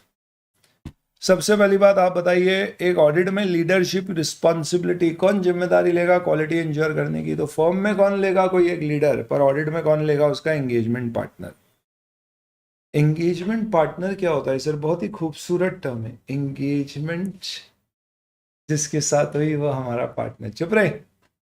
Engagement partner का मतलब है एंगेजमेंट यानी असाइनमेंट। जिसका तुम ऑडिट कर रहे हो उसे असाइनमेंट कहते हैं। उस असाइनमेंट पर कोई एक आदमी होगा तुम्हारी फर्म की तरफ से जो उसको रिपोर्ट को साइन करेगा, उसे कहते हैं एंगेजमेंट पार्टनर। अब आया समझ में? तो एंगेजमेंट पार्टनर कौन हुआ? एक ऐसा व्यक्ति है बेटा जो क्या कर रहा है, तुम्हारी ऑडिट रिपोर्ट साइन कर रहा है, उसे एंगेजमेंट पार्टनर कह रहे हैं। तो उदाहरण के तौर पे लेट से अपन को ये एनुअल रिपोर्ट उठा के देखते हैं। ये अपन ने अडानी की 23-24 की ऑडिट रिपोर्ट उठाई। ये लंबी चौड़ी ऑडिट रिपोर्ट के अंत में देखिए, ये अडानी के ऑडिटर का नाम है शाह धंधारिया एंड कंपनी एलएलपी। ये सीए फर्म है जो अडानी एंटरप्राइजेज लिमिटेड, अडानी की जो फ्लैगशिप कंपनी है, उसको ऑडिट करती है। तो दिस इज द फर्म जो ऑडिट कर रही है, जिसे हम सीए फर्म कहते हैं। क्या ये फर्म में एक सिंगल पार्टनर होगा या कई पार्टनर होंगे? कई पार्टनर होंगे। उसमें से नॉर्मली आप किसी एक को ही ऑडिट की जिम्मेदारी दोगे। जैसे होता है ना, हमारे कई सारे मिनिस्टर है, हर मिनिस्टर को अलग अलग मिनिस्ट्री दी हुई है। इसी तरह से हमारे अलग अलग पार्टनर को अलग अलग ऑडिट दिए जाएंगे। एक पार्टनर कई सारे ऑडिट्स ऐसे हैंडल करेगा।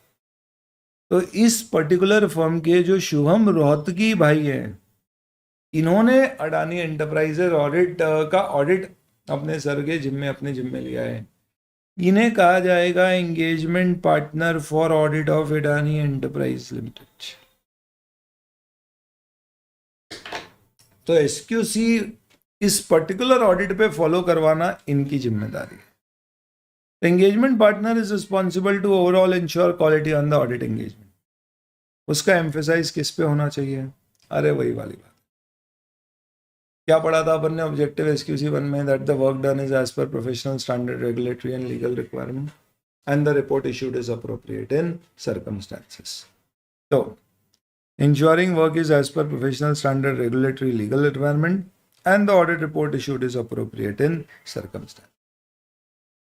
ये हमने एसक्यूसी 1 में पढ़े थे, वही ऑब्जेक्टिव है। यहाँ पे एक ऑब्जेक्टिव और आ जाएगा, to ensure compliance with SQC 1, यानी कि जो quality control policy procedure firm की है उसे इंप्लीमेंट किया गया है। प्लस अगर टीम को कुछ कम्युनिकेट करना है तो वो बिना डर के, फियर ऑफ रिप्रिजल मतलब पेनलाइजिंग, कि भैया अच्छा तू हमें कंप्लेन करेगा, अब तुझे बताते हैं, आ जा।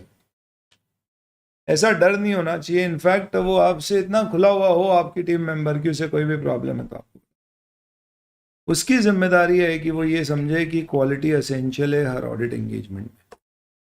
देन एथिकल रिक्वायरमेंट क्या है? वापस से वही वाली बात है कि हमें एथिकल रिक्वायरमेंट फॉलो करनी है। थ्रेट्स कोई है तो आइडेंटिफाई करनी है और उसे रिड्यूस करना है to acceptable level by eliminating और विड्रॉइंग। कोई भी क्लाइंट अगर हमें ऑडिट एक्सेप्ट करवा रहा है तो एक्सेप्ट करना है या नहीं करना है? एसक्यूसी 1 में अपन ने देखा था कब एक्सेप्ट करेंगे, जब आपके पास कॉम्पिटेंस हो, टाइम और रिसोर्स हो, इंटीग्रिटी पे डाउट नहीं हो, एथिकल रिक्वायरमेंट आप फुलफिल कर सको तो ही एक्सेप्ट करेंगे। Assignment of engagement team members कैसे असाइन करो? ऐसे करो जो इंश्योर कर सके कि ऑडिट आपका as per professional standard, regulatory, legal requirement हो और साथ ही साथ में audit report assured appropriate to circumstance हो। तो वो एक्सपीरियंस्ड हो, कॉम्पिटेंट हो, केपेबल हो, एक्सपर्ट भी लग सकते हैं। एंगेजमेंट परफॉर्मेंस में क्या देखा था? डायरेक्शन होना चाहिए, सुपरविजन होना चाहिए, रिव्यू होना चाहिए। तो ये किसकी जिम्मेदारी है ये सब करना? एंगेजमेंट पार्टनर को इंश्योर करना है रिपोर्ट अप्रोप्रिएट टू सर्कमस्टेंस हो, रिव्यू हो, सफिशिएंट अप्रोप्रिएट ऑडिट एविडेंस लिए जाए, कंसल्टेशन किसी मैटर पे लेना है तो लें, लिस्टेड एंटिटी में एंगेजमेंट क्वालिटी कंट्रोल रिव्यू हो, जिसमें पार्टनर की जिम्मेदारी है कि रिव्यूअर अपॉइंट हुआ है या नहीं चेक करे, उससे मैटर डिस्कस करे और तब तक रिपोर्ट ना दे जब तक कि रिव्यू हो चुका हो। ये इंपॉर्टेंट है। इस पे क्वेश्चन कैसे आएगा एग्जाम्पल में? What is engagement partner responsibility with respect to engagement quality control review? जब तक अपॉइंट नहीं हुआ हो रिव्यूअर तब तक ऑडिट कंप्लीट ना करें, उससे सिग्निफिकेंट मैटर डिस्कस करें और रिपोर्ट तभी इशू करें जब रिव्यू कंप्लीट हो गया। पर ध्यान रखना इससे आपकी रिस्पॉन्सिबिलिटी में कोई कमी नहीं आई। डिफरेंस ऑफ ओपिनियन हो तो फॉर्म के पॉलिसी प्रोसीजर फॉलो करें। ये सब कुछ बिल्कुल वही है जो एसक्यूसी 1 में डिस्कस किया था। बस वो सारे पॉइंट वहां पे 1 2 3 4 5 6 करके थे, यहाँ पे एक डब्बे में डाल। और मॉनिटरिंग का एक इफेक्टिव पॉलिसी प्रोसीजर हो आपके पास, जिससे आप इंश्योर कर सको कि मॉनिटर यानी आपके quality control policy procedure operate कर रहे, इफेक्टिवली इंप्लीमेंट हो रहे। और अगर इससे आपकी कोई डेफिशिएंसीज नोटिस हो तो आप एक्शंस लें। डेफिशिएंसी हो सकता है दो तरह की हो, एक आपकी QCPP में कमी और एक आपके एंगेजमेंट पार्टनर या टीम मेंबर की वर्किंग में कमी।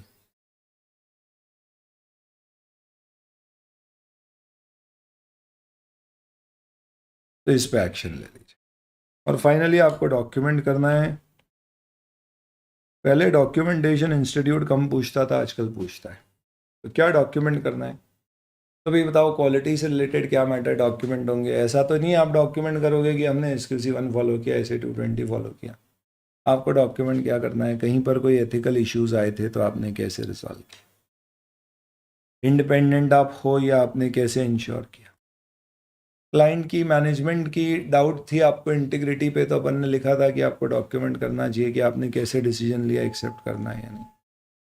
थर्ड पार्टी से कभी कंसल्टेशन लिए तो आपको वो डॉक्यूमेंट करना है। तो आप इसमें बहुत सारे पॉइंट्स हो सकते हैं, ये एक इंक्लूसिव लिस्ट है। तो क्या क्या चीज़ें डॉक्यूमेंट करना है? एक तो एथिक्स या इंडिपेंडेंस रिलेटेड अगर कोई थ्रेट्स थी वो कर लो। दूसरा, आपने किसी से कंसल्टेशन लिया है वो कर लीजिए। और तीसरा, अपन ने देखा अगर मैनेजमेंट की इंटीग्रिटी पे डाउट था तो उसे कैसे रिजॉल्व करके आपने ऑडिट एक्सेप्ट किया। ये ऐसे 220 में कुछ है नहीं, SQC 1 में जो है वही है। This is just an extension. दोस्तों बधाई हो, इसी के साथ आपका चैप्टर 11 कंप्लीट होता है। 1 मिनट का वो अपन आराम ब्रीदर लेंगे और आपके अगर कोई सवाल है तो आप मुझसे पूछेंगे।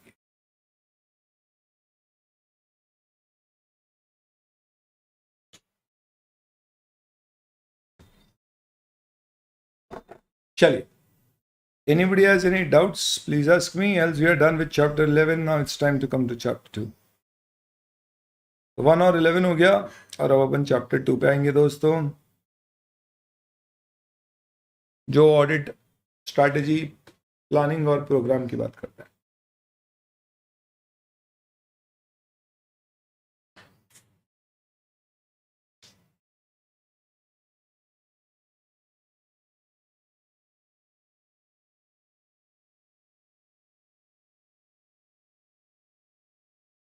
एवरेज इंपॉर्टेंस का चैप्टर है। एवरेज इंपॉर्टेंस, कोई भी डाउट, कोई चीज पूछता है, रिपीट करवाना है, कुछ भी है तो बताइए, नहीं तो आगे बढ़ रहे।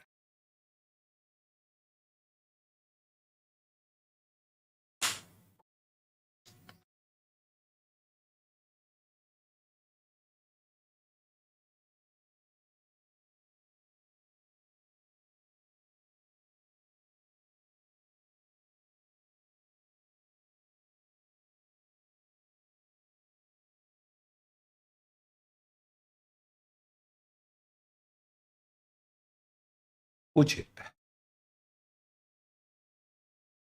क्लियर है सब कुछ?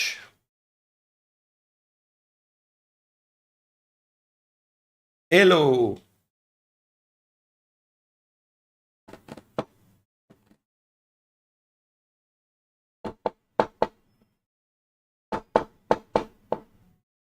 हेलो, जरूर अभी ले लेता हूँ। Thank you for the concern.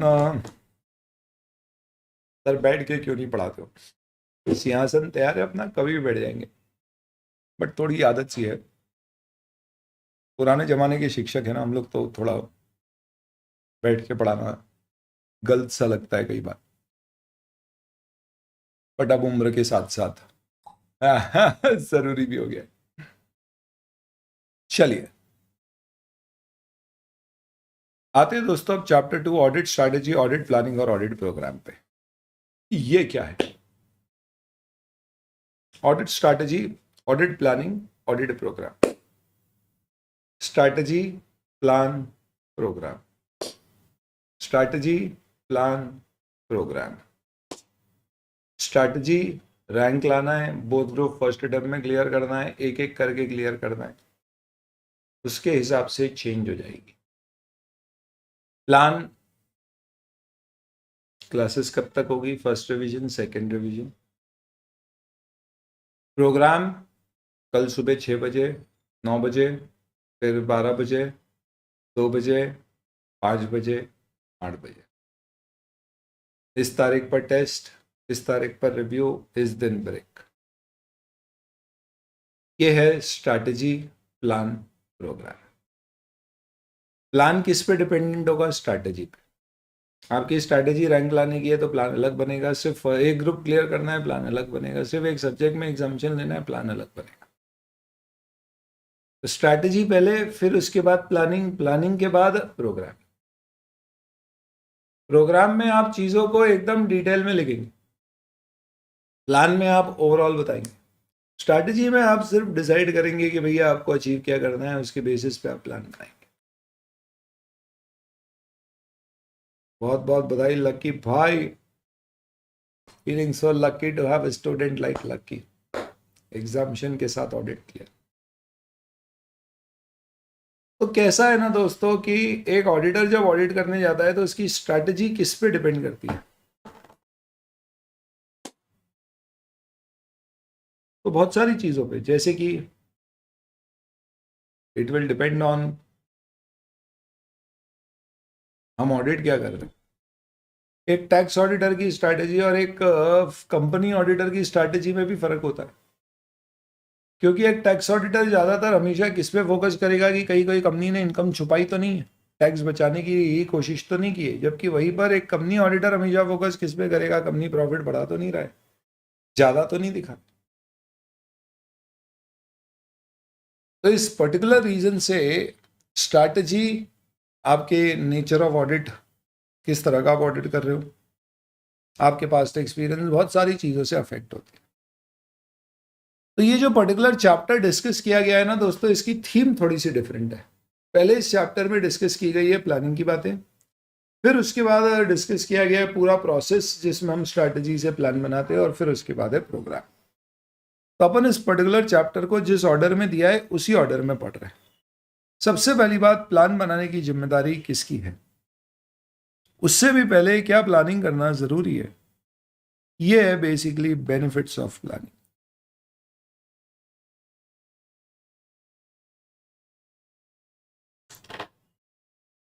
अगर आप प्लानिंग करोगे तो क्या फायदा है, एक सीए के स्टूडेंट से बेहतर कौन बता पाएगा प्लानिंग के क्या फायदे, ये सब छोड़ो, किसी ने याद दिला दिया बैठ जाओ सर, तो अब याद आ रही है बैठने की, बैठिए यार। देखो दोस्तों, फायदा क्या है प्लानिंग का, तो कुछ नहीं है, पांडव के 5 पांडव याद रख लो, इससे तुम्हारा बेनिफिट ऑफ प्लानिंग याद हो गया। तो सबसे पहली बात, सबसे बड़े कौन थे, युधिष्ठिर। वो किसमें सबसे ज्यादा सक्षम थे, डायरेक्शन, सुपरविजन, रिव्यू में।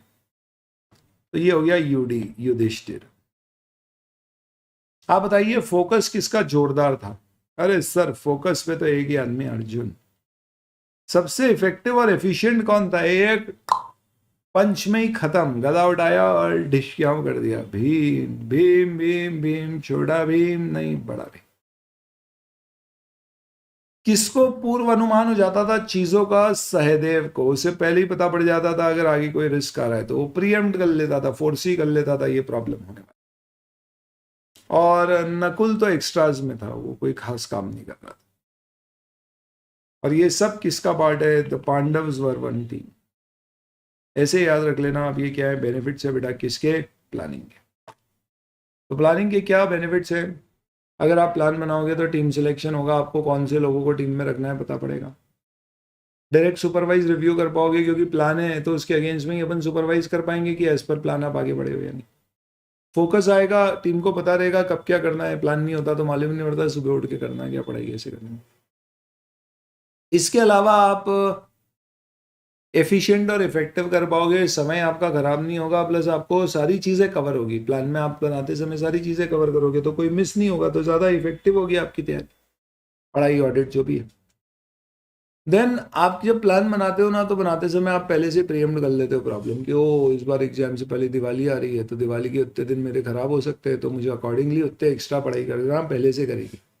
तो ये प्रॉब्लम आपने पहले से ही फोर्सी कर ली, और आपको किसी इंटरनल ऑडिटर की, एक्सपर्ट की, किसी की मदद लेना है तो प्लानिंग स्टेज पे वो सब डिसाइड कर सकते हैं। ये 6 बेनिफिट है आपके प्लानिंग के।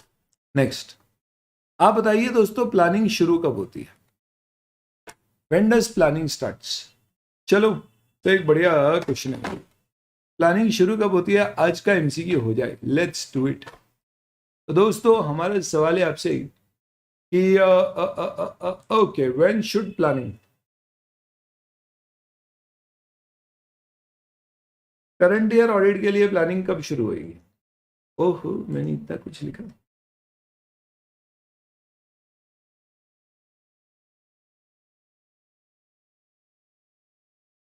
कब होगी शुरू?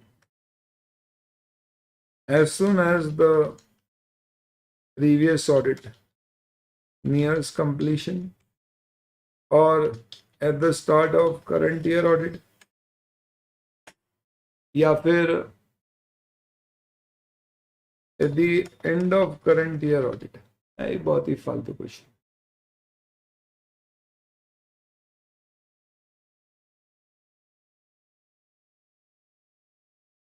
माय गॉड, ये मुझे पोल नहीं करने दे रहा है।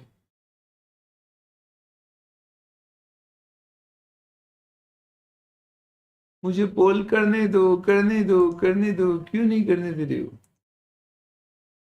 आओ, समझ गया।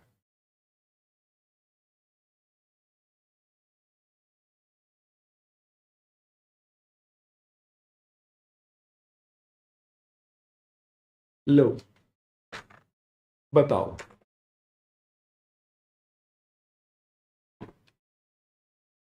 तो दोस्तों, बेहतर मुझे आपसे ये पूछना चाहिए था यहाँ पे कि फाइनल की तैयारी आप कब से, प्लानिंग कब से शुरू कर दोगे? इंटर की एग्जाम देते से ही, रिजल्ट आने के बाद, या एग्जाम से कुछ समय पहले? पता है आपको ऐसे क्या कहते हैं? प्लानिंग एक ऐसा प्रोसेस है जो शुरू हो जाएगा shortly after completion of previous year audit and continue still completion of current audit. तो इसमें कोई भी सही गलत की बात नहीं है, बट हाँ, नियर प्रीवियस ऑडिट कंप्लीशन, जैसे ही पिछला ऑडिट कंप्लीट होगा उसके बाद आपकी प्लानिंग शुरू हो जाएगी। लॉजिक क्या है, कारण क्या है इसका? क्यों? क्योंकि ऐसा है नहीं, देखो आजकल ऐसे भी कंपनी ऑडिट में, कंपनीज एक्ट में ऑडिटर 5-5 एजीएम के लिए अपॉइंट होता है, यानी 5 साल का ऑडिट करता है। तो आप क्या करो, ये ऑडिट खत्म हुआ, अगले का प्लान शुरू करो, शुरू कर दो। तो ये कांस्टेंट प्रोसेस है, कंटिन्यूस चलते रहता है। ऐसा नहीं है कि ये डिस्क्रीट फेज है। डिस्क्रीट मतलब कि इस तारीख पे किया फिर 1 साल बात करेंगे, वैसा नहीं। It is not a discrete but continual phase. आपको उसको गिफ्ट देना है, ये डिस्क्रीट फेज है, साल में एक ही बार देना है, या कंटिन्यूस है? कंटिन्यूस। शादी से पहले कंटिन्यूस फेज है, शादी के बाद डिस्क्रीट है, साल में एक बार काफी है, ज्यादा नहीं देने का। नेक्स्ट, प्लानिंग में आप क्या कंसिडर करते हो? You consider timing of certain procedure. क्या मतलब, क्या पहले करेंगे क्या बाद में? सीक्वेंसिंग होती है। जैसे कि आप ये समझ लो कि रिस्क आइडेंटिफिकेशन करने से पहले आपको क्या करना पड़ेगा? मटेरियलिटी डिसाइड करनी पड़ेगी, रिस्क असेसमेंट प्रोसीजर्स लगाना पड़ेंगे, या ऐसी सब चीज़ें करना पड़ेंगी। तो ये पर्टिकुलर मैटर है दोस्तों, जो नॉर्मली हम क्या करते हैं, सबसे पहले करते हैं। These are things which are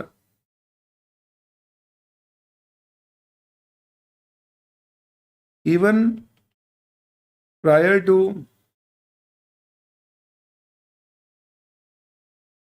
identification of risk,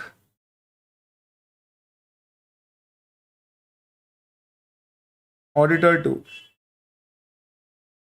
plan or do। यानी रिस्क आइडेंटिफिकेशन से पहले ऑडिटर, यानी रिस्क आइडेंटिफाई होगा तभी आपको मालूम पड़ेगा कहाँ कितना चेकिंग करना है। तो उससे पहले आपको क्या करना है? You have to do this. क्या करना है देखिए,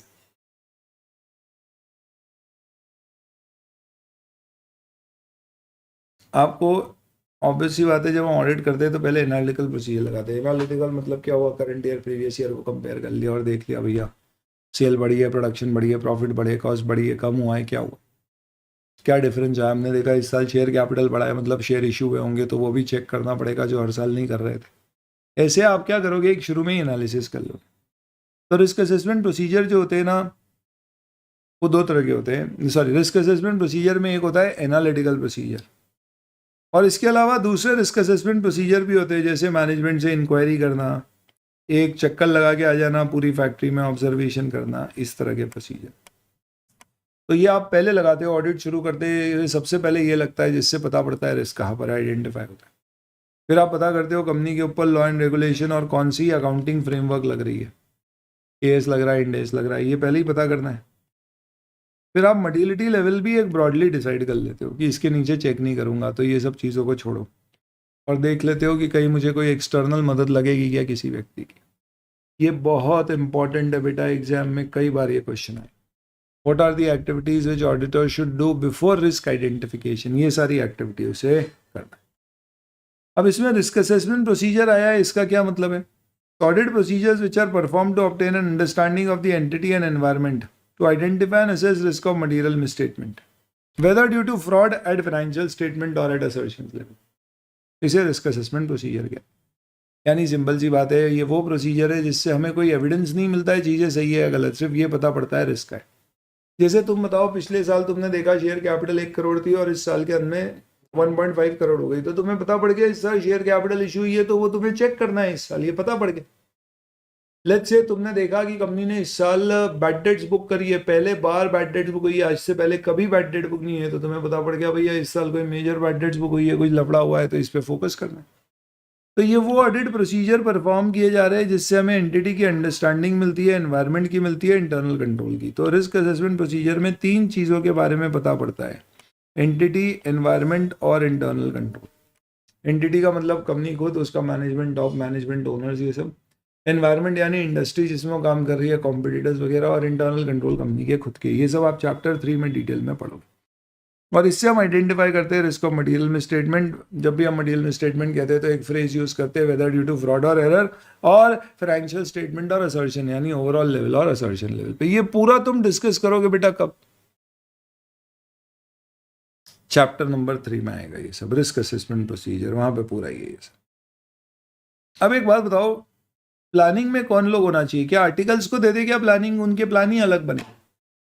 तुमने अगर आर्टिकल को प्लान दे दिया ना, आउट स्टेशन ऑडिट है कोई दूसरी जगह का हो, तुमने उनको प्लान दे दिया, तो वो बनाएंगे अरे बढ़िया यार, अपने को ऑडिट मिला है गोवा में, एक काम करते है ना, अपन फ्राइडे रख लेते स्टॉक वेरिफिकेशन का, तो वहीं से फिर मस्त सैटरडे संडे मनाने कहीं आगे निकल जाएंगे। यही शानदार। उनके तरीके अलग है, इसलिए आप क्या करो, बुढ़ाऊ लोगों को रखो, बुजुर्गों को रखो, वो थोड़ा ध्यान से करेंगे। तो इसका मतलब क्या हुआ है, की एंगेजमेंट टीम मेंबर्स को प्लानिंग में इन्वॉल्व होना चाहिए। तो पार्टनर तो होगा ही होगा, और जो सीनियर टीम मेंबर्स हैं वो उनके एक्सपीरियंस, अनुभव से वो क्या करेंगे, डिसाइड करेंगे कि कौन सी चीज़ कब कैसे क्या चेक करनी है। अगला, क्या मैनेजमेंट के साथ प्लान डिस्कस करना चाहिए? हाँ कर लो, नहीं तो क्या होगा, मैनेजमेंट को पता नहीं होगा तुम कौन सा एरिया कब चेक करने वाले हो, तो तुमको ऑडिट में दिक्कत आएगी। दिक्कत कैसी आएगी कि भैया फिर तुम जाओगे और मैनेजमेंट बोलेगा अरे आदमी तो अभी छुट्टी पे, तुमने बताया ही नहीं पहले ऑडिट करने आ रहे हो। फिर आप बता दो, पर इतना डिटेल में मत बताना कि उसको सब समझ में आ जाए तुम क्या कैसे चेक करने वाले हो, तो वो अगर कोई फ्रॉड करना चाहे तो उसके लिए आसान हो जाए। तो आप डिस्कस कर सकते हो, ज़रूरी नहीं है, इससे ऑडिट फैसिलिटेट होता है, पर ध्यान रखना ऑडिट की इफेक्टिवनेस कॉम्प्रोमाइज नहीं हो, यानी don't discuss in full details. Brief में डिस्कस कर लो भाई, ये दिन में ये एरिया ऑडिट करेंगे, ऐसा। चलिए, अब आपने प्लानिंग शुरू करनी है तो आपको क्या करना पड़ेगा? तो प्लानिंग का जो एलिमेंट है ना, उसमें 2 प्रोसेस है। सबसे पहले है preliminary engagement activities. Preliminary engagement activities, what is preliminary engagement activities? Audit accept करते समय तुम बताओ, तुम्हारे पास जब ऑडिट आया था तुमने लपक लिया था या पहले चेक किया था ऑडिट एक्सेप्ट करे या ना करे? हाँ सर चेक किया था, हमने कंसिडर किया था कि क्लाइंट की मैनेजमेंट की इंटीग्रिटी कैसी है और उसके हिसाब से ऑडिट करना सही, एक्सेप्ट करना सही होगा। तो तुमने कुछ प्रोसीजर लगाए थे regarding continuance of client relationship. Continuance यानी अगर वो आपका पुराना क्लाइंट है तो क्या आप री ऑडिट एक्सेप्ट करोगे, री अपॉइंटमेंट, या नया क्लाइंट है तो ऑडिट एक्सेप्ट करोगे? तो कंटिन्यूएंस यानी एक्सेप्टेंस और री एक्सेप्टेंस। ये तुमने शुरू में ऑडिट एक्सेप्ट करने से पहले किया, तुमने ये भी चेक किया है कि अपन एथिकल रिक्वायरमेंट मीट कर पाएंगे या नहीं, तुमने टर्म्स ऑफ एंगेजमेंट भी एस्टैब्लिश करी। तो आप बताइए दोस्तों, क्या ये चीजें तुम्हारे कोई काम आने वाली है प्लान करने में? Of course. जैसे पॉइंट नंबर 1, जब आपने ये डिसाइड किया था कि यार मैं ये ऑडिट एक्सेप्ट करूं या नहीं करूं, तो जब आपने ये प्रोसीजर लगाया था एक्सेप्ट करो या नहीं, तो आपने प्रिंसिपल ओनर की, टॉप मैनेजमेंट की इंटीग्रिटी, कॉम्पिटेंस चेक करी थी। ये आपको आपके रिस्क असेसमेंट में मदद करेगी, क्योंकि आपको इससे पता पड़ेगा कि आप जिस क्लाइंट का ऑडिट कर रहे हो वो टाटा जैसा है या हर्षद मेहता जैसा है। डेफिनेटली आप उस तरह से ऑडिट उतना ज़्यादा डिटेल करोगे, सतर्क रहो। तो ये इंफॉर्मेशन हमें कब लेना पड़ती थी? Before accepting the engagement. Plus अगर आपने नया ऑडिट एक्सेप्ट किया है तो प्रीवियस ऑडिटर से आपको कम्युनिकेट करना पड़ता है। ये सुना है क्या तुमने? नहीं सुना है तो सुनो। आईसीआई की कंपलसरी रिक्वायरमेंट है कि कोई भी ऑडिट आप एक्सेप्ट कर रहे हो जो पहले कोई दूसरा सीए कर रहा था, फिर भले ही उसने रिजाइन किया है या उसकी टर्म पूरी हो गई, रोटेशन में चले गया, उसकी इच्छा नहीं थी लेने की, जो भी है, पर आपको एक बार उससे कम्युनिकेट कर। क्यों कम्युनिकेट करना है? ताकि भाई अपन आपस में बात करके ये इंश्योर कर सके, भाईचारा होना चाहिए, कॉम्पिटिटिवनेस नहीं होना चाहिए। हो सकता है वो आपको कुछ चीज़ें बता दे कि भैया ये तो बहुत बड़ा खतरनाक क्लाइंट है, इसने बहुत फ्रॉड किया, इसलिए मुझे रिजाइन करना पड़ा। तुम कर रहे हो एक्सेप्ट, तो तुम तुम्हारे रिस्क पे करना, तो आप उससे कम्युनिकेट करो, उससे क्लाइंट के बारे में पता पड़ेगा। आपने जो ऑडिट एक्सेप्ट किया था तो आपने मैनेजमेंट की इंटीग्रिटी इवैल्यूएट करी, ये सब आपका रिस्क असेसमेंट को अफेक्ट करती है, आपके प्लान को अफेक्ट करती है। तो ये प्रिलिमिनरी एंगेजमेंट एक्टिविटी का पार्ट है। याद रखना, प्रिलिमिनरी एंगेजमेंट एक्टिविटी में 3 चीज़ें आती हैं। पहले ऑडिट एक्सेप्ट करना है या नहीं करना है, उसमें आपने मैनेजमेंट इंटीग्रिटी वगैरह चेक करी थी वो। दूसरा, आप एथिकली काम कर पाओगे या नहीं, ये आपने चेक किया है।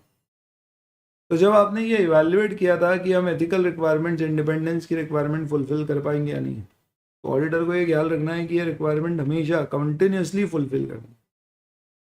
हमें थ्रू आउट बाय ऑब्जर्वेशन और इंक्वायरी अलर्ट रहना है। Throughout the period, by observation और inquiry, we have to keep alert about what that कहीं पर भी कोई टीम मेंबर की इंडिपेंडेंस अफेक्ट तो नहीं हो रही। If matters of engagement team are not complying with ethical requirements, then we should consult with others and decide appropriate action. इसका मतलब अगर कहीं पर हमें कोई ब्रीच दिख रहा है तो हमें कुछ एक्शन लेना पड़ेगा। हमें यहाँ पे क्या करना है? हमें डिटेक्ट करना है कहीं नॉन कंप्लायंस तो नहीं हो। हमें कॉन्स्टेंटली एथिकल रिक्वायरमेंट फॉलो करनी, प्लस एंगेजमेंट पार्टनर को कंक्लूड करना है कि क्या इंडिपेंडेंस रिक्वायरमेंट फॉलो। कैसे एंगेजमेंट पार्टनर कंक्लूड करेगा? वो रेलेवेंट इंफॉर्मेशन फॉर्म से पता करेगा कि कोई ऐसी चीज़ तो नहीं है जिससे थ्रेट्स पैदा हो रही है। जैसे कि हमारी नेटवर्क फर्म ने अकाउंटिंग एक्सेप्ट कर ली, उसे इवैल्यूएट करके देखेगा कहीं कोई ब्रीच ऑफ इंडिपेंडेंस तो, और है तो वो एलिमिनेट करने के लिए एक्शन। तो वो क्या करेगा? He will try to first know the threats,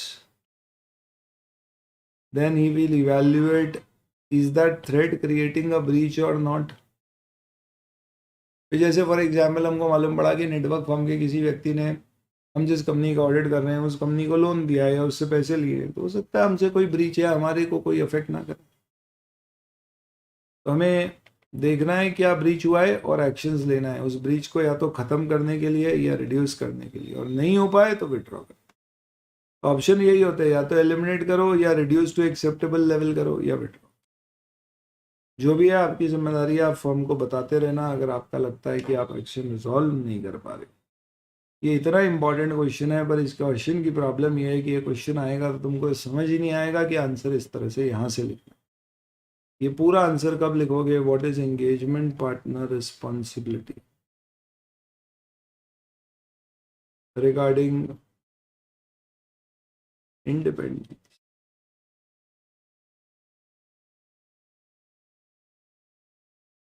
compliance in an audit. आपको लगेगा ये आंसर आपको लिखता है इसके सिवा ऐसे 220 से बिल्कुल वैसे ही लिखता है, पर उसका कंटेंट आपको दिया गया है चैप्टर 2 में। यहाँ पे वहाँ भी पढ़ा था, यहाँ भी पढ़ा है, यहाँ डिटेल में दिया है। वहाँ क्या पढ़ा था कि भैया इन जनरल हमें क्या इंश्योर करना है कि हम एथिकल रिक्वायरमेंट फुलफिल करें। यहाँ पे एंगेजमेंट पार्टनर की जिम्मेदारी दी गई कि उसे आइडेंटिफाई करना है इन्फॉर्मेशन, इवेल्युएट करना है कितनी थ्रेट है, एक्शन लेना है ताकि थ्रेट को वो एलिमिनेट कर सके, रिड्यूस कर सके, या ज़रूरत पड़ने पर विड्रॉ करना पड़े तो विड्रॉ कर सके। ये 3 स्टेप्स से एंगेजमेंट पार्टनर इंडिपेंडेंस की रिक्वायरमेंट फुलफिल करेगा। तो ये क्या बोल रहे हैं कि भैया देखो, प्लानिंग करने से पहले ये सब चीज़ें सेट कर लो। मैनेजमेंट की इंटीग्रिटी तुमने पता कर ली, एथिकल रिक्वायरमेंट फुलफिल करने का नियम तुमको याद आ गया। अब एक बार अच्छे से एंगेजमेंट टर्म्स की एक्सेप्टेंस पता कर लो। ये अपन डिस्कस कर चुके हैं, ऐसे 210 में आपने एंगेजमेंट टर्म्स को डिसाइड कर लिया। तो एंगेजमेंट लेटर आपको ऑडिट शुरू होने से पहले आ जाना चाहिए। ये चीज़ें हो गई, तो अब अपन क्या बोलेंगे, अपनी बेसिक तैयारी हो गई है किसकी, टू डू प्लानिंग। और अब अपन प्लानिंग शुरू करेंगे। तो प्लानिंग में पहले बनेगी स्ट्रैटेजी, फिर बनेगा ऑडिट प्लान। तो अब आएंगे अपन किसके ऊपर, establishing the overall audit strategy. अब स्ट्रैटेजी क्या होती है दोस्तों, ये समझो। What do we mean by strategy? Chak De movie आपने देखी होगी, तो आपने देखा होगा कि उसमें जब भी कोई क्या होते हैं, अगला मैच आता है तो आप एक अलग स्ट्रैटेजी बनाते हो कि भैया अर्जेंटीना वाले बहुत धोते हैं, तो उसके लिए अपनी स्ट्रैटेजी अलग होगी। वहीं पे ऑस्ट्रेलिया वालों का प्ले अलग है, उनकी स्ट्रैटेजी अलग। कभी आपने मूवी देखी हो?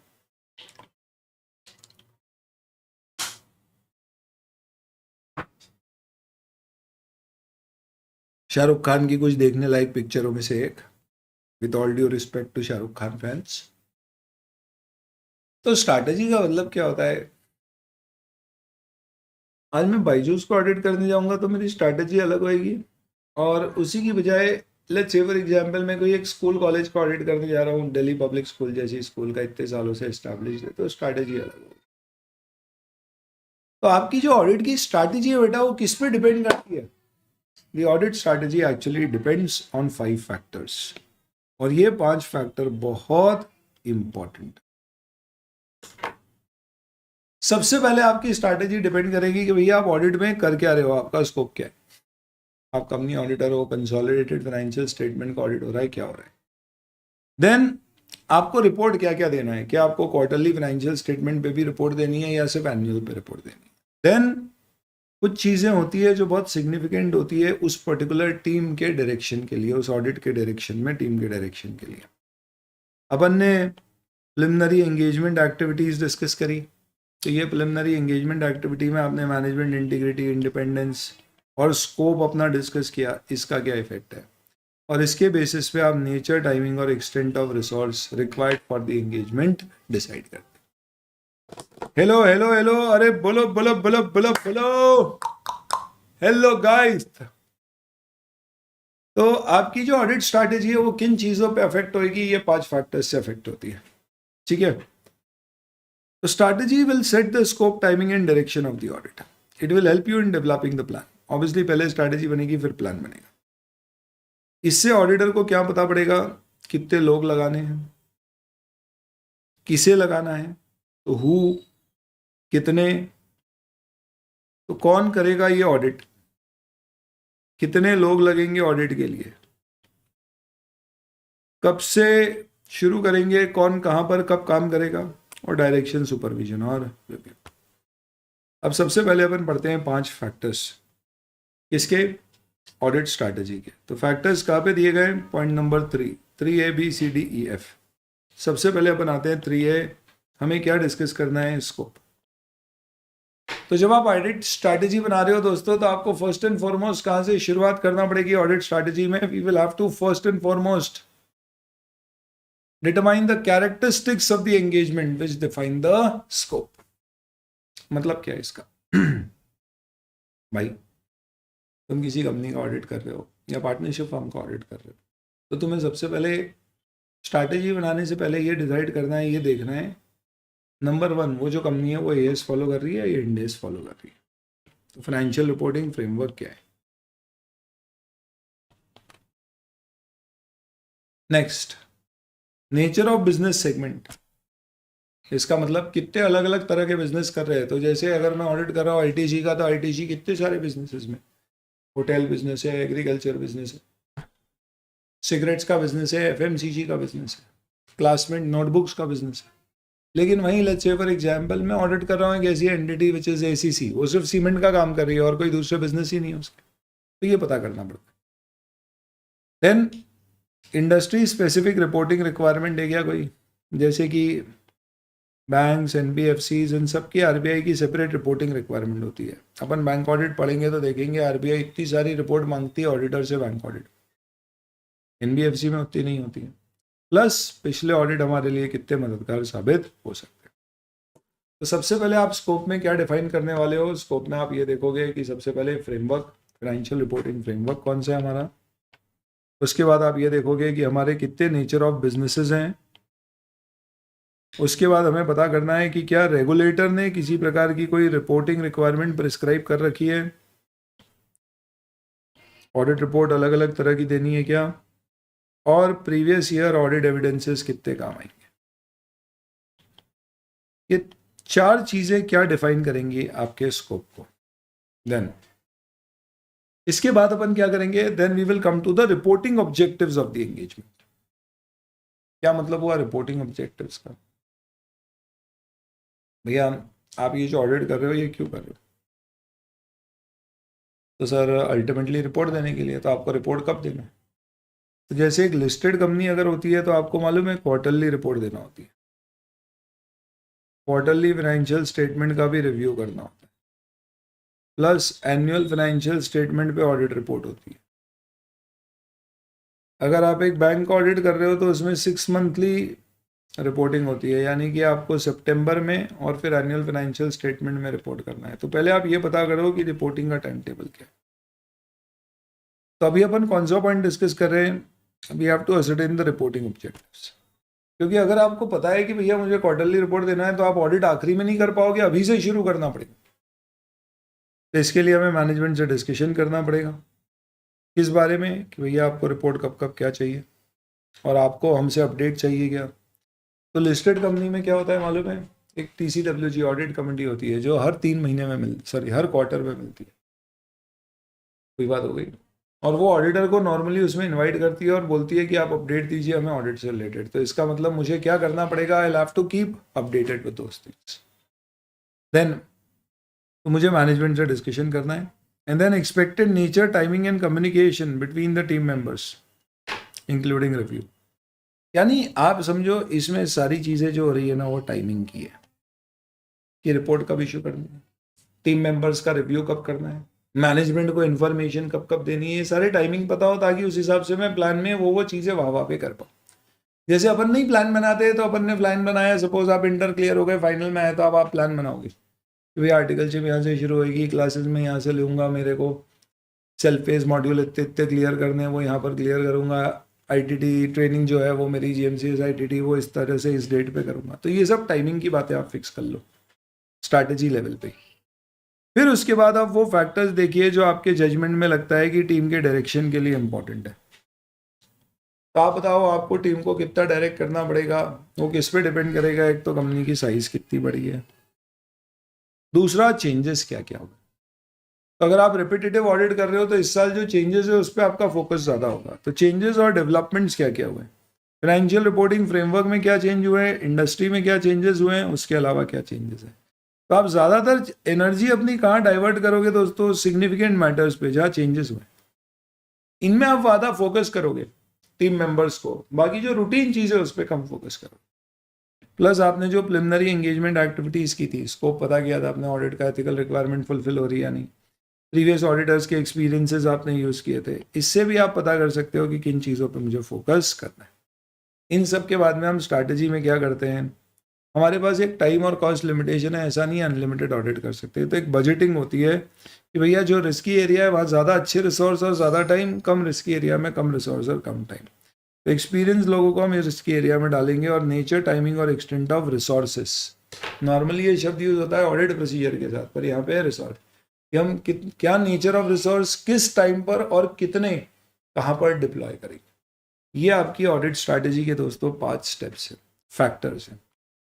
क्या? पहला फैक्टर आइडेंटिफाई द स्कोप, दूसरा टाइम टेबल पता कर लो, तीसरा मैटर जो आपकी टीम को डायरेक्ट करने में सिग्निफिकेंट है, ज़्यादातर जो चेंजेस और डेवलपमेंट्स हुए हैं वो सब, चौथा जो प्रिलिमिनरी एंगेजमेंट एक्टिविटीज़ आपने लगाई थी उन प्रिलिमिनरी एंगेजमेंट एक्टिविटीज़ से आपको क्या चीज़ें पता पड़ी है जो आपके ऑडिट को अफेक्ट कर रही है, और फाइनली आप अपने रिसोर्स की बजटिंग करके एलोकेशन कर दीजिए। ऐसे आपको ये थ्योरी लग रहा है, पर क्या हो गया, ये मस्त एक तरह से डिस्कस हो गया कि अच्छा 5 फैक्टर्स है हमारे ऑडिट स्ट्रैटेजी के और उसके अंदर के ये सारे पॉइंट्स। तो एक बार आपकी स्ट्रैटेजी बन गई, उसके बाद अब आपको प्लान बनाना है। प्लान में सिर्फ 3 चीज़ें होती है, risk assessment procedures, further audit procedures और अदर ऑडिट प्रोसीजर्स। तो स्ट्रैटेजी हमारी सेट हो गई, यस सर, एकदम मस्त सेट हो गई है। नेक्स्ट, क्लाइंट के बिजनेस की अंडरस्टैंडिंग लो और प्लान बनाओ। प्लान के बारे में ऐसे 300 कहता है कि आप जब प्लान बनाओगे तो risk assessment procedures, further audit procedures और अदर ऑडिट प्रोसीजर्स को आपको प्लान में डालना। आप सिर्फ प्लान में लिखना nature, timing and extent of RAP, PAP और अदर ऑडिट प्रोसीजर्स। भैया रिस्क असेसमेंट प्रोसीजर क्या होते हैं ये अपन अगले चैप्टर में डिस्कस करेंगे। तो अपन पहले पता करते हैं कहाँ रिस्क है, वहाँ पे और प्रोसीजर लगाते हैं, और फिर उसके बाद में हम क्या करते हैं, आखिरी में रिव्यू करते हैं, रिपोर्टिंग करते हैं, एंगेजमेंट क्वालिटी कंट्रोल रिव्यू, ये अदर ऑडिट प्रोसीजर। तो प्लान ऑब्वियसली बहुत ज़्यादा डिटेल्ड होगा स्ट्रैटेजी से, प्रोग्राम और भी ज़्यादा डिटेल्ड होगा प्लान से। यहाँ पे हमें बेसिकली नेचर, टाइमिंग और extent of audit procedure decide करने हैं, ताकि टीम मेंबर को ये बता दे भाई तुझे इस तारीख पर ये लगाना है। डिटेल में प्रोग्राम में बताएंगे, तो पूरे ऑडिट में क्या होगा ये बताएंगे, प्लस ये चेंज होते रहेगा, ऐसा नहीं एक बार बन गया तो फिक्स हो गया, it will keep on changing. तो बनाते हैं, देखते के लिए कि फ़र्क क्या है स्ट्रैटेजी और प्लान में। तो देखो, स्ट्रैटेजी ओवरऑल अप्रोच देगी, प्लान आपको डिटेल्ड इंडिविजुअल अप्रोच देगा, जो मैटर स्ट्रैटेजी में देखे उसको डिटेल करेगा। स्ट्रैटेजी स्कोप, टाइमिंग, डायरेक्शन बताती है, जबकि ये इम्प्लीमेंटेशन कैसे करना है ये डिटेल्ड होती है। इसमें नेचर, टाइमिंग और एक्सटेंट ऑफ ऑडिट प्रोसीजर जो अचीव करने ऑब्जेक्टिव के लिए वो क्या ज़रूरी है वो आता है किसमें, प्लान में। जबकि ऑडिट स्ट्रैटेजी और प्लान में डिटेल प्रोसीजर नहीं आएंगे। हालांकि ये दोनों अलग अलग नहीं है कि पहले स्ट्रैटेजी बनी फिर प्लान, ओवरऑल भी चल सकते हैं, इसका मतलब it can be continuous. Management से डिस्कस करना है कि हमने बोला था कि अगर आपकी इच्छा है तो आप कर सकते हो, कोई प्रॉब्लम नहीं, लेकिन आपको ध्यान रखना है कि वो इफेक्टिवनेस बरकरार रहे। देन मुझे सिर्फ एक चीज़ बताओ कि तुमने एक बार प्लान बना दिया अपनी पढ़ाई का, तो क्या कभी चेंज नहीं होता? ऑब्वियसली ऐसा नहीं, हमेशा हो सकता है। तो चेंजेस कब होता है? 3 केसेस में, और ये बहुत इंपॉर्टेंट है। Changes to planning should be done और can be done in 3 cases. कोई अनएक्सपेक्टेड इवेंट आ गया और बाप रे, ये कंपनी ने कोई दूसरी कंपनी को एक्वायर कर लिया ड्यूरिंग द ईयर। वही जोमेटो को ऑडिट कर रहे थे और उसने जेप्टो को, जेप्टो बड़ा बोल दिया है, ब्लिंकिट को एक्वायर कर लिया। तो उसने अगर ब्लिंकिट को एक्वायर किया है तो आपको एकदम से क्या लगेगा, ओ माय गॉड, अब हमें ब्लिंकिट भी चेक करना पड़ेगा। क्यों? क्योंकि वो एक नई कंपनी आ गई, तो आपने जो प्लान बनाया था वो सफिशिएंट नहीं है। तो कोई अनएक्सपेक्टेड इवेंट हो गया, कंडीशंस बदल गई, कोविड आ गया, अब जाके फिजिकली वेरीफाई नहीं कर पा रहे हैं, हमें सब कुछ ऑनलाइन चेक करना पड़ रहा है, प्लस फ्रॉड पता पड़ गए।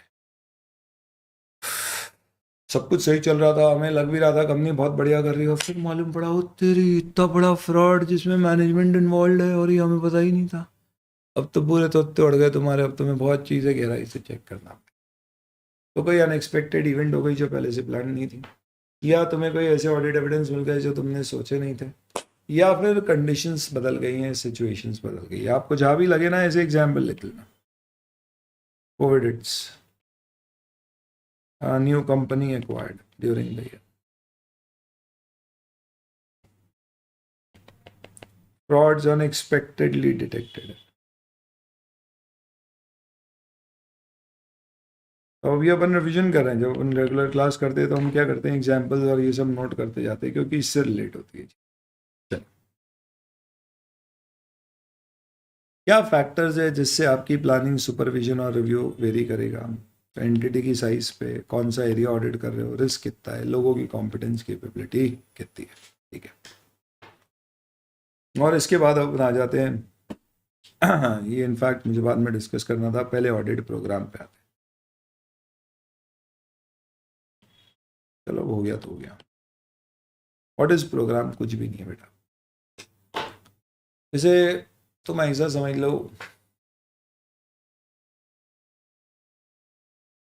अब इससे बढ़िया क्या ही अभी समय होगा समझने का।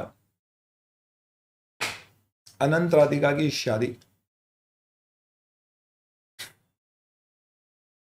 ये पूरी प्लानिंग हुई, प्रोग्राम बना, उन सबसे पहले एक स्ट्रैटेजी बनाई होगी। सबसे पहले मुकेश भाई एंड टीम ने ये स्ट्रैटेजाइज किया होगा कि यार अपन चाहते क्या, हमारी स्ट्रैटेजी क्या है। एक स्ट्रैटेजी हो सकती थी कि यार we just want to enjoy ourselves, that's about it. तो बढ़िया कहीं डेस्टिनेशन वेडिंग करते हैं, लिमिटेड लोगों को बुलाते हैं, मजे मस्ती करते हैं और आ जाते हैं। पर हमने बोला नहीं, हमारी स्ट्रैटेजी ये नहीं है। हमने बोला ये घर में लच्चे फॉर एग्जाम्पल आखिरी शादी हो रही है, तो हम इसे कुछ ग्रैंड करना चाहते हैं।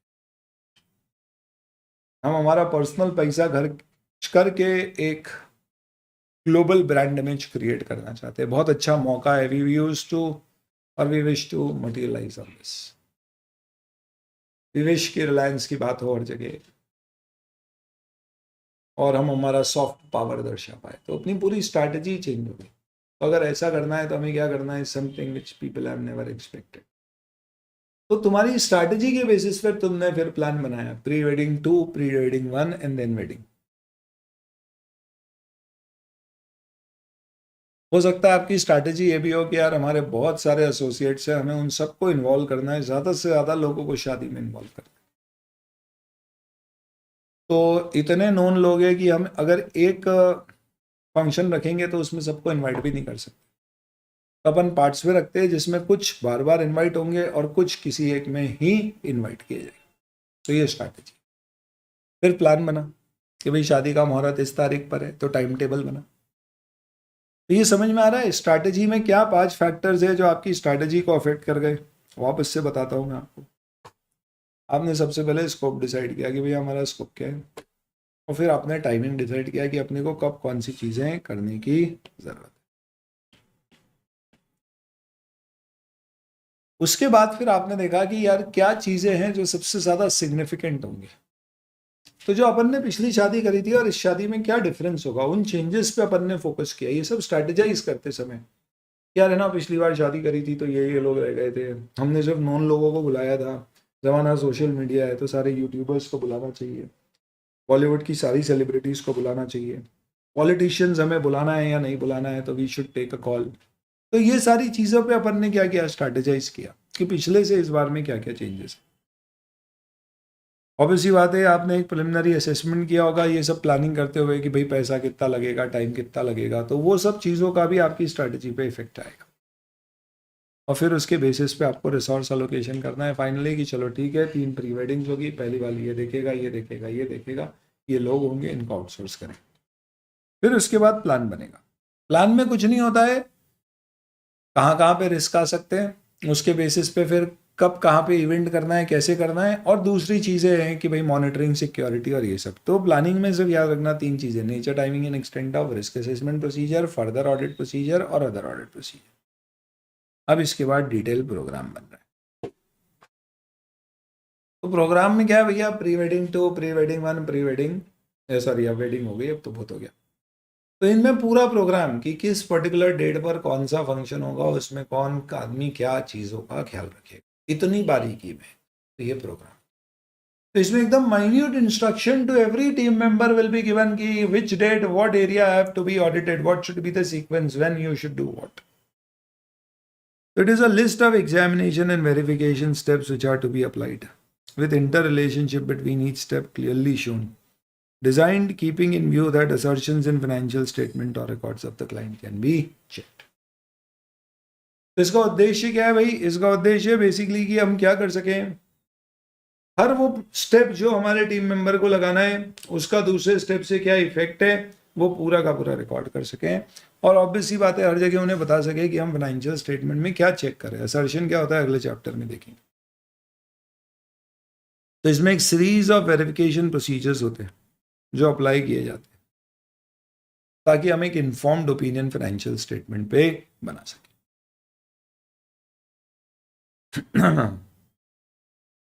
तो इसके लिए यहां पे एक डिटेल प्लान बन रहा है ऑफ अप्लाइंग ऑडिट प्रोसीजर्स, ये कीवर्ड है, in given circumstances along with all the techniques which we have to use to achieve the audit objective. Audit procedure क्या होगा? तो लेट्स से आपने बोला है कि भैया हमारा प्लान हम बना रहे हैं, उसमें हमने पहला एरिया रखा है परचेज और इन्वेंटरी। तो प्रोसीजर क्या लगाओगे? परचेज को बिल से वाउच करोगे, वेंडर से एक्सटर्नल कंफर्मेशन दोगे, और इन्वेंटरी को फिजिकली वेरीफाई करोगे, इंटरनल ऑडिटर का वेरिफिकेशन चेक करोगे, मैनेजमेंट जब करेगा वेरीफाई तब करोगे, खुद जाके सरप्राइज करोगे। ये सब कुछ प्लान में प्रोग्राम में डिफाइंड हो।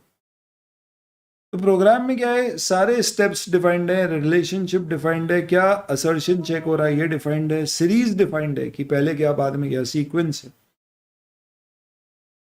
और कौन सा प्रोसीजर क्या टेक्निक और क्या ऑब्जेक्टिव अचीव करने के लिए लगाया जा रहा है, ये सब कुछ उसमें गिवन।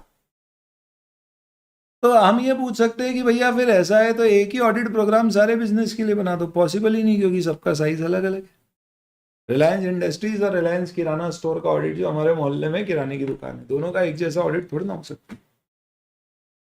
एक बिजनेस के लिए जो सूटेबल है वो दूसरे बिजनेस के लिए सूटेबल नहीं होगा। एक आदमी ऑयल एक्सप्लोरेशन का काम कर रहा है और एक ऑयल ट्रेडिंग का काम कर रहा है, दोनों के ऑडिट प्लान एक जैसे कैसे हो सकते हैं? फिर ऑडिटर जो सर्विस रेंडर कर रहा है वो भी असाइनमेंट टू असाइनमेंट वेरी कर सकती है। हो सकता है एक जगह में जॉइंट ऑडिटर हो, एक जगह में सोलो ऑडिटर हो। प्लस हर कंपनी के इंटरनल कंट्रोल अलग है और हमारा उस पर एक्सपेक्टेशन अलग है। तो कुछ जगह में इंटरनल कंट्रोल चेक करता हूँ, कुछ जगह नहीं। तो ये 4 रीजन है जिस कारण से आप सिंगल ऑडिट प्रोग्राम हर बिजनेस में यूज नहीं कर सकते। क्या डिटेल आपको इंक्लूड करना है? नेचर ऑफ वर्क को डिटेल में बताया जाएगा। इससे क्या होगा? लोगों को क्लियर पता पड़ेगा कि उन्हें कब क्या करना है, तो वो कंफ्यूज नहीं होंगे, तो टाइम बचेगा।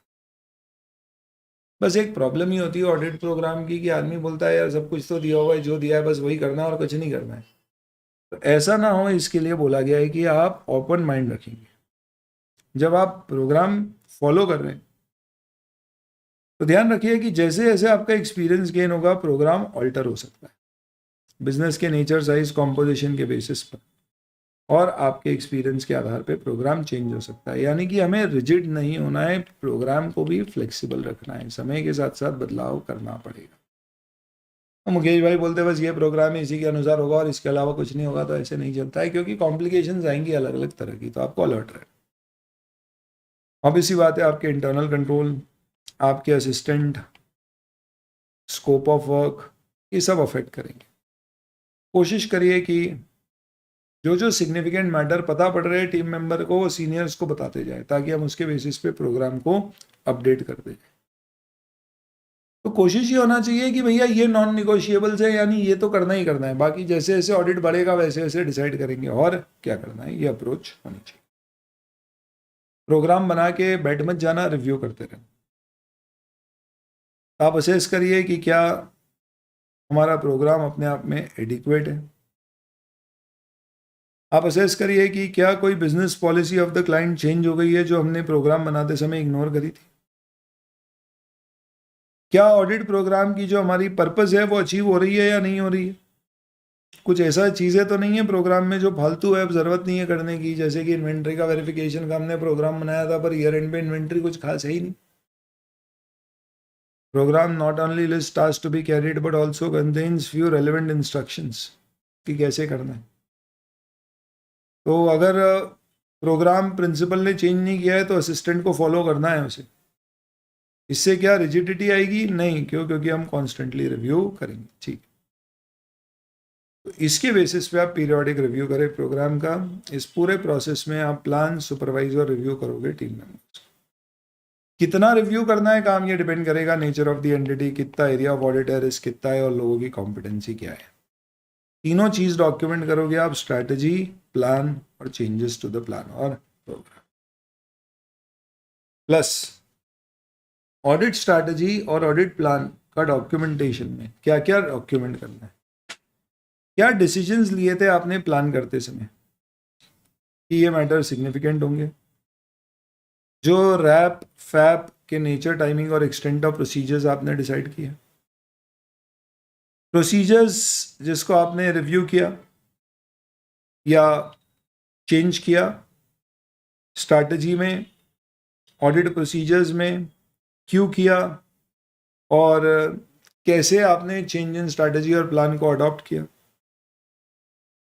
इससे ये भी प्रूव होना चाहिए कि आप रिजिड नहीं रहे और आपने समय के साथ साथ बदलाव को किया। तो ये आपका पूरा क्या है basically, this is basically your discussion on the audit programme, documentation of audit program along with the various changes to the audit program। और फिर इसमें एक आखिरी में छोटा सा मुद्दा बचता है और वो बेसिकली ये है कि हम ऑडिट प्रोग्राम को कंस्ट्रक्ट और डिज़ाइन कैसे करते हैं with certain examples, advantages and disadvantages of the audit programme. तो उससे अपना दोस्तों चैप्टर 2 कंप्लीट होएगा। This is something now will take up tomorrow, क्योंकि आज जो अपन ने पढ़ा है वो बहुत ज़्यादा थ्योरी कंटेंट है, तो फिर ओवरलोड हो जाएगा। तो फिर इसको अपन क्या करते हैं, कल के लिए रखेंगे and we'll take this up tomorrow, जिसमें एग्जांपल्स हैं कि प्रोग्राम कैसे डिज़ाइन और डिसाइड करना है। एंड देन एक बार ये कंप्लीट हो जाता है तो फिर उसके बाद हम मूव करेंगे। We will not take up chapter 3 next, we will take up 4। 3 को अपन बात के लिए रखेंगे। बहुत सारा थ्योरी कंटेंट है यहाँ पर, हम अभी इम्पोर्टेंस लेवल के हिसाब से जाएंगे तो हमारे लिए चैप्टर नंबर 4, 5 ये बहुत ज़्यादा important chapters. So we'll first take up that and this we'll keep for the end. I think that's it for the day. किसी के कोई doubts हैं तो पूछ लीजिए, otherwise we are done.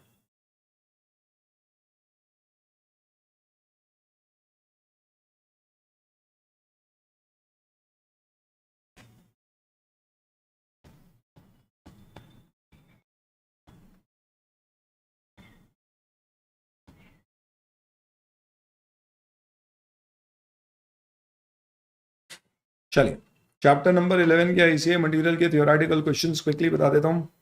Briefly outline कैसे principle based approach rule based approach से differ करती है। हमने डिस्कस किया था कि रिजिड नहीं होता है, हम अल्टीमेटली उसका इंटेंट ऑब्जेक्टिव अचीव करने की कोशिश करते हैं, ना कि सिर्फ एक सेट ऑफ रूल्स फॉलो करते हैं। तो सब्सटेंस में एथिक्स अचीव होता है इससे। कैसे professional scepticism throughout the audit will be helpful in reducing the audit risk. हम ओवरलुक नहीं करेंगे चीज़ों को, हम ओवर जनरलाइज नहीं करेंगे और अलर्ट रहेंगे। एक चार्टर्ड अकाउंटेंट ऑडिट कंडक्ट कर रहा है 2 साल से। Before proceeding to start audit for next year he notices there is substantial change in management, plus client has ventured into new area of business activity which were not present at the time of initial audit engagement. Discuss responsibility in regard to SA 210। तो 210 में पूछा है ना कि 300 होता तो plan होता है 210। इसका मतलब हमें क्या कहना पड़ेगा कि रिकरिंग ऑडिट एंगेजमेंट्स में नया एंगेजमेंट लेटर कब लगता है। रिकरिंग ऑडिट एंगेजमेंट में नया एंगेजमेंट लेटर कब लगता है आपको वो बता दें। तो जब मिसअंडरस्टैंडिंग थी या जब चेंजेस हुए थे, तो चेंजेस अपन ने देखा था कि अगर चेंजेस मैनेजमेंट में, नेचर ऑफ बिजनेस में, तो हमें नया लेटर लेना है। तो आप उसका बैकग्राउंड देते हुए बताओगे कि इस केस में नया लेटर है तो नया एंगेजमेंट लेटर ले लेना चाहिए। 210 में बस यही जिम्मेदारी। प्लानिंग में पूछते तो हम बोलते प्लान अपडेट करना। How does SQC1 ensures engagement independence in engagement is not breached by an audit firm.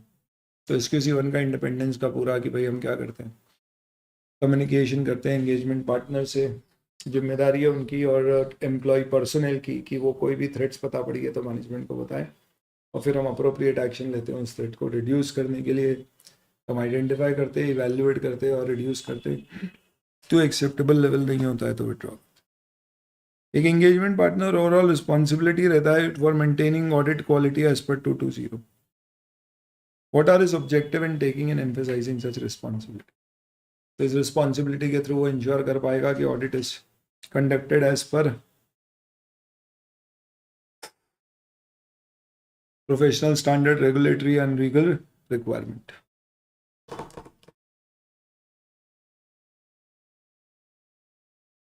Plus report issued is appropriate to circumstances. ये लीडरशिप रिस्पॉन्सिबिलिटी 220 में जो थी वो लिखते हैं। तो इन्होंने आंसर भी बस ऐसे दे दिया कि भैया ये टॉपिक आप रेफर कर लीजिए, उसमें देख लीजिए। इसी के साथ आपका किसका डिस्कशन पूरा होता है बेटा। This completes your discussion with respect to even questions of this particular chapter. कल आपका टेस्ट होगा जिसमें चैप्टर नंबर 1, 2 और 11 ये 3 चैप्टर्स कवर किए जाएंगे. आज आप रिवाइज कर लीजिएगा अभी तक जो भी हुआ है, और कल फिर क्लास के बाद टेस्ट कैसे होगा वो प्रोसीजर मैं आपको समझा दूँ. चलिए, फीडबैक के लिए बहुत बहुत धन्यवाद.